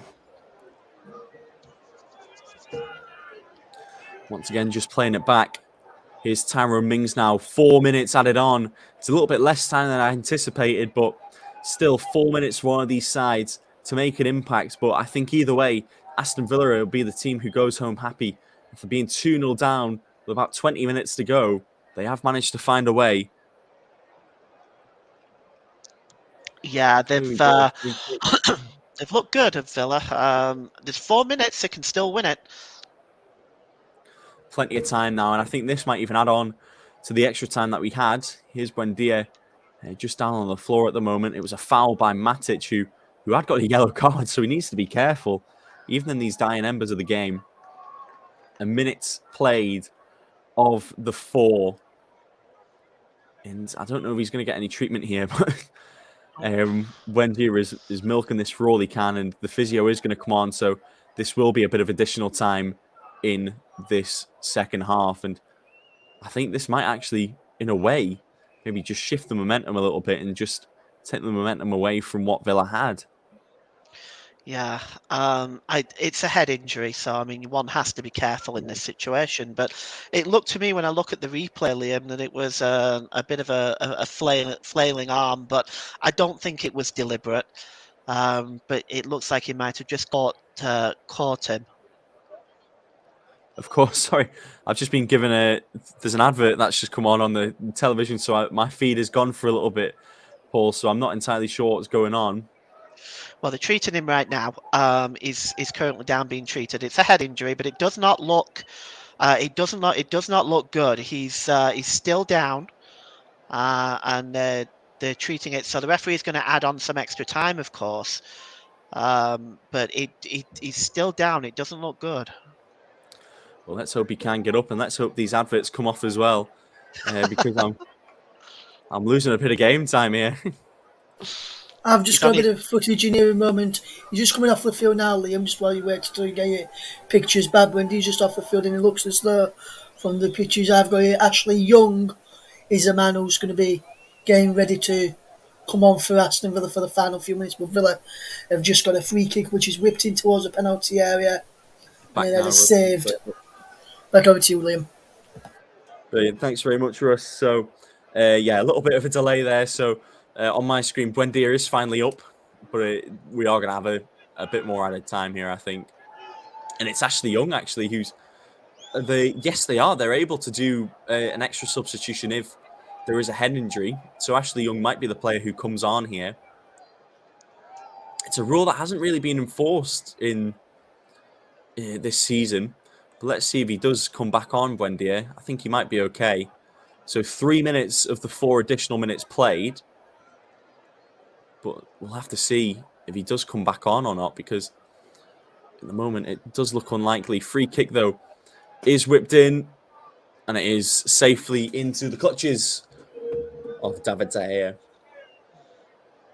I don't know whether Villa are going to want to risk it, to be honest, given that he has come back on. But I don't. I'm not sure how much of a good idea that is to have risked it at this point. Yeah, and well, with that being said, here's Jacob Ramsey, who was given man of the match on the just on the Sky footage. But here's Van der Beek now, who wants to make a bit of an impact, but is unfortunately not really going to do anything there. Here's Digne just moving the ball through the middle of the park over to Matty Cash.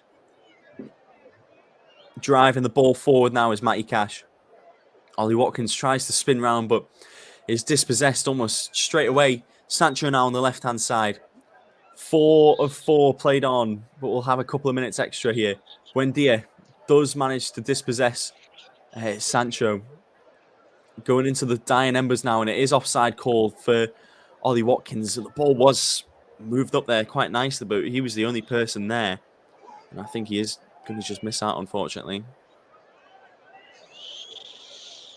It's So nice now, to see the linesman pop his flag up right away. Yeah, of course, they have been asked to delay their decisions for the sake of VAR, but here's Manchester United with the ball now, maybe just looking to just see this game out. It's going to be a throw-in, though, to, I believe it's going to be to Manchester United here. A little bit of a touch from an Aston Villa player. Yes, it is. So this could be the last chance now of this game. Of course, added time because of the injury issue to Buendia. We are going to have maybe another minute or so of additional time. Here's Ballot. He plays the ball in, and it does go to Sancho on the edge of the box now, just on the right-hand side. Over to Van der Beek, turns, and he has a shot, and it is just blocked by Courtney House, and there's going to be a corner here in the 96th minute of the game. Is this going to be the last chance here for Manchester United and for Aston Villa to possibly keep this draw that they have now? A crucial block by Courtney House just to get the ball away and make the ball go out for a corner, but here is Alex Telles now.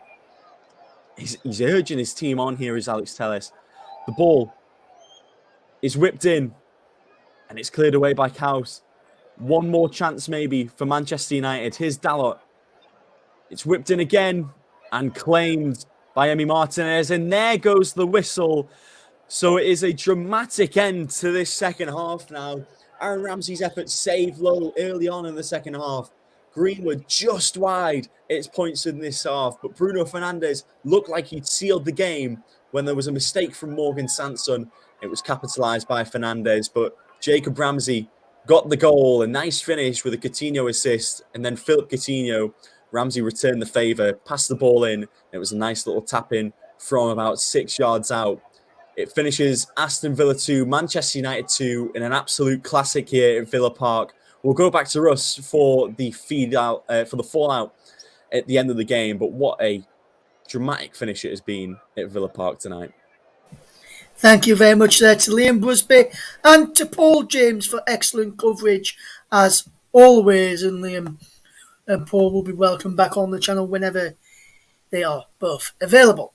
Brilliant coverage, as I mentioned, as Manchester United bottled a 2-0 lead, as some Manchester United fans are saying. There's been around about 27 minutes of the second Group D African Cup of Nations game between Guinea-Bissau and Egypt, which is currently goalless. And if I just have a look at the Egyptian side, and I'll just tell you that in the Egyptian side they are playing Mohamed El Nene of Arsenal, Mohamed Salah of Liverpool, and Agazi, who used to be at West Bromwich Albion, is also in the starting lineup today for the Egyptian side of the African Cup of Nations.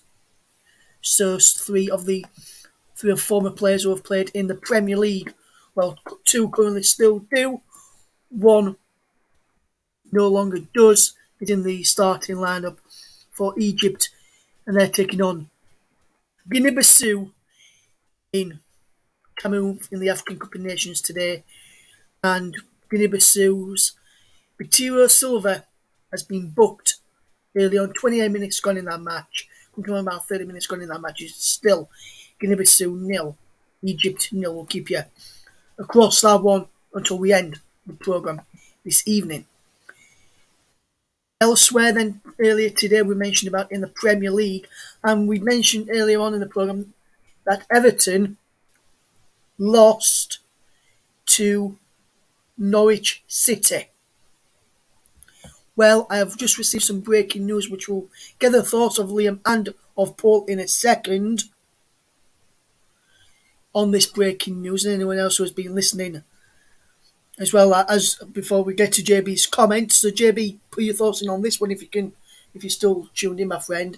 Rafael Benitez's position as Everton manager is being discussed as a club's board meeting this evening following a 2-1 defeat to Norwich City. So before we discuss the full-time in the action that we've just seen, let's go to Paul James first on this one. And Paul, we discussed you said you were a bit surprised with Everton losing earlier to Norwich City, and Norwich prior to today had only scored 8 goals in the last 20 appearances in the Premier League. But Paul, if you're looking at that performance from Everton, first time Norwich have scored 2 goals. They only scored in the Premier League, I think, is this season, and first time they've took the lead in the game this season in the Premier League. 8 wins out of the previous 20 before today's win over Everton. Rafael Benitez's position as Everton manager being discussed as at the club's board meeting this evening. So, Paul, the question for you is: do you think, and to the listeners, do you think Rafa Benitez will be sacked this evening, or do you think Everton board will decide to give him a bit more time? Please get your comments in. You can tweet us as well, a Commentary Live one if you want to do so. We'll try and read some of those out before we finish today. But Paul, what's your take on that? Well, I think they've been very poor of Everton for a long time now. I think given the way that managers are treated in the Premier League, I'm surprised he hasn't gone already. But I think I've always said you need to give a manager at least 1 year. At least 1 year to fix the issues. But it seems to me that Everton have gone backwards under his leadership, and they've lost Luca Digne, which is Villa's gain for sure, and Everton's loss. So I don't see him being in a job on Monday morning. Yes, and while we wait for some comments coming through, if JB, if you're still listening, you can get your thoughts in on that. We'll just bring in our match commentator this evening, Liam Busby. And Liam, your thoughts on the Rafa Benitez saga's future being discussed to board meeting this evening from sources that we have just reached here in the TCOB HQ where I am based this evening. They lost 2-1 to Norwich earlier. The results haven't been great for a while for Everton under Rafael Benitez. Do you think he'll be gone now, or do you reckon we'll see how he does in the next couple of games and then decide to get rid of him? What's your opinion on this, Liam? I think he'll get given a bit of an ultimatum, maybe a certain amount of points in a certain amount of games. If we don't hit them, then you are going to get sacked. I think for the time being, he's fine. Of course, it's an unfortunate defeat against Norwich, but it's just one of them, isn't it? You're going to have to just see what happens in the next couple of games, but it is definitely embarrassing tonight from Everton. Absolutely, indeed. We'll go back to the thoughts of the game that you've both just watched in a second. I've just seen some stats regarding Rafael Benitez's time at Everton so far.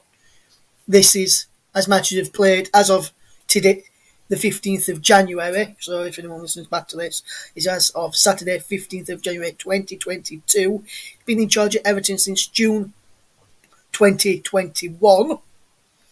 And he has took charge of 22 Everton matches, 7 wins, should I say, sorry. So 22 games in charge, 7 wins, 5 draws, 10 defeats for Rafa Benitez. a win percentage of 31.8%. The lowest win percentage which he has had in his career was back at Osasuna back in 1996.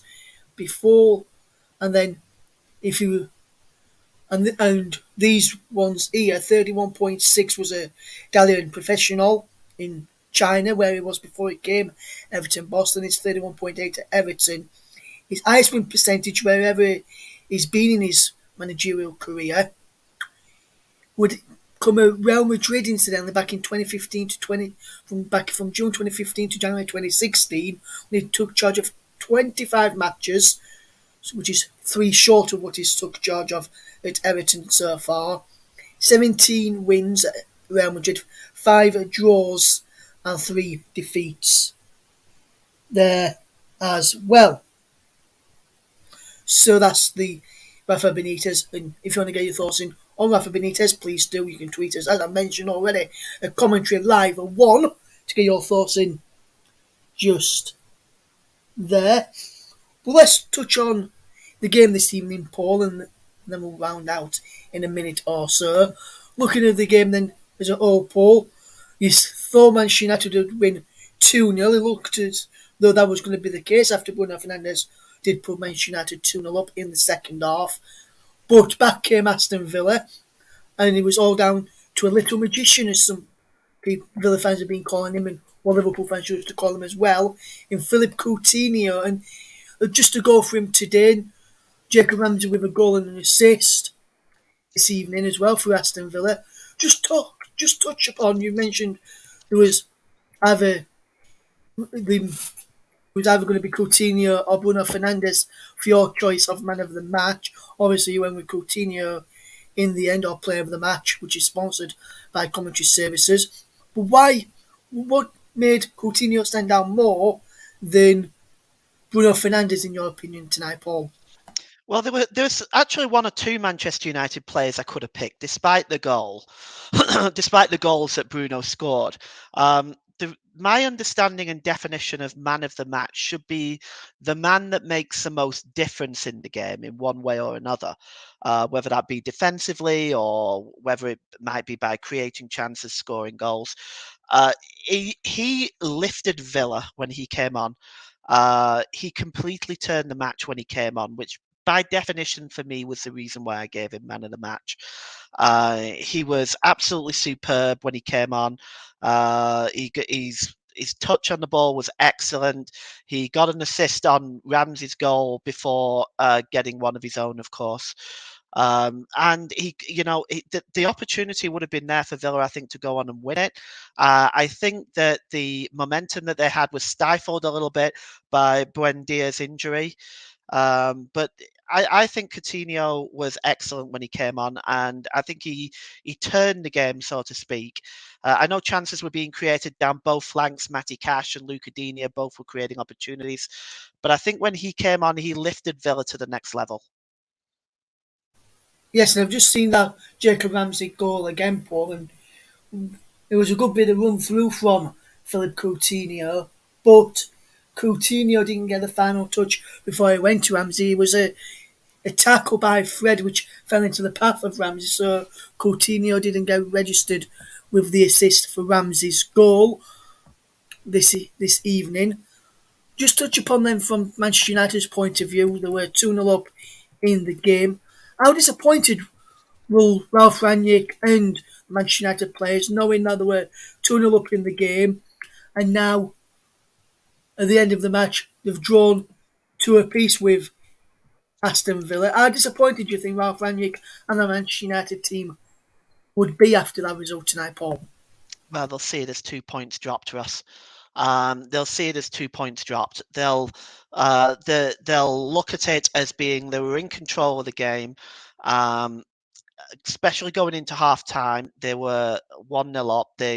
Once they got the second goal, they must have thought that they could go on and win the game. So they'll be very disappointed at that. Villa, on the other hand, of course, will be delighted. I suspect that they will be quite happy with that draw against Manchester United. It's never an easy game. Absolutely, indeed, Paul. Absolutely, indeed. Let's just remind people what today's results in the Premier League just for the Premier League table. And if there's any Burnley fans still tuned in, and I'm sorry you're going to have to stay and listen to this poll, but with you being a Burnley fan here, but for the others, if you're any Burnley fans tuning in, please turn away and switches off right now, or just turn it down just a touch until we've gone through the table. So, but you can listen to the first part. So starting at the top of the table, Manchester City have gone 13 points clear at the top of the Premier League table after their win over Chelsea this lunchtime.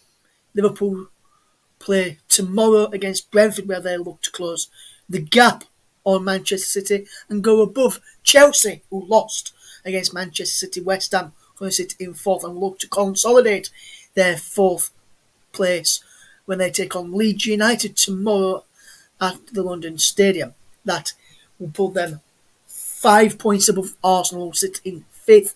Tottenham in sixth. Their game tomorrow between Tottenham and Arsenal, the Tottenham Hotspur Stadium, was postponed after Arsenal had COVID cases. In seventh is Manchester United after their result, and they've closed the gap onto Tottenham just 1 point. Wolves closed the gap to Manchester United to just 1 point as well after Wolves' win earlier today. Brighton sit in ninth after their draw last night against Crystal Palace. Leicester sit in 10th. Their game against Burnley was postponed due to COVID and injuries in the Burnley camp. Into the bottom half now, and this is where Burnley fans can still continue listening. I'll tell you when to turn it down, Burnley fans. But Paul, I'm afraid you'll still stay with us. It's Crystal Palace who are sitting 11th on 24 points following their draw last night. Southampton, after their defeat, remain in 12th on 24 points. Villa have closed the gap with their draw tonight against Manchester United. They sit in 13th. Brentford, should I say, sitting 14th. They take on Liverpool, knowing a win can take them into the top half of the table tomorrow. So that's what Brentford's initiative will get them. Everton, after their defeat today, which left Rafa Benitez's future being undecided, the board meeting being called this evening to discuss the future of Rafael Benitez at Everton.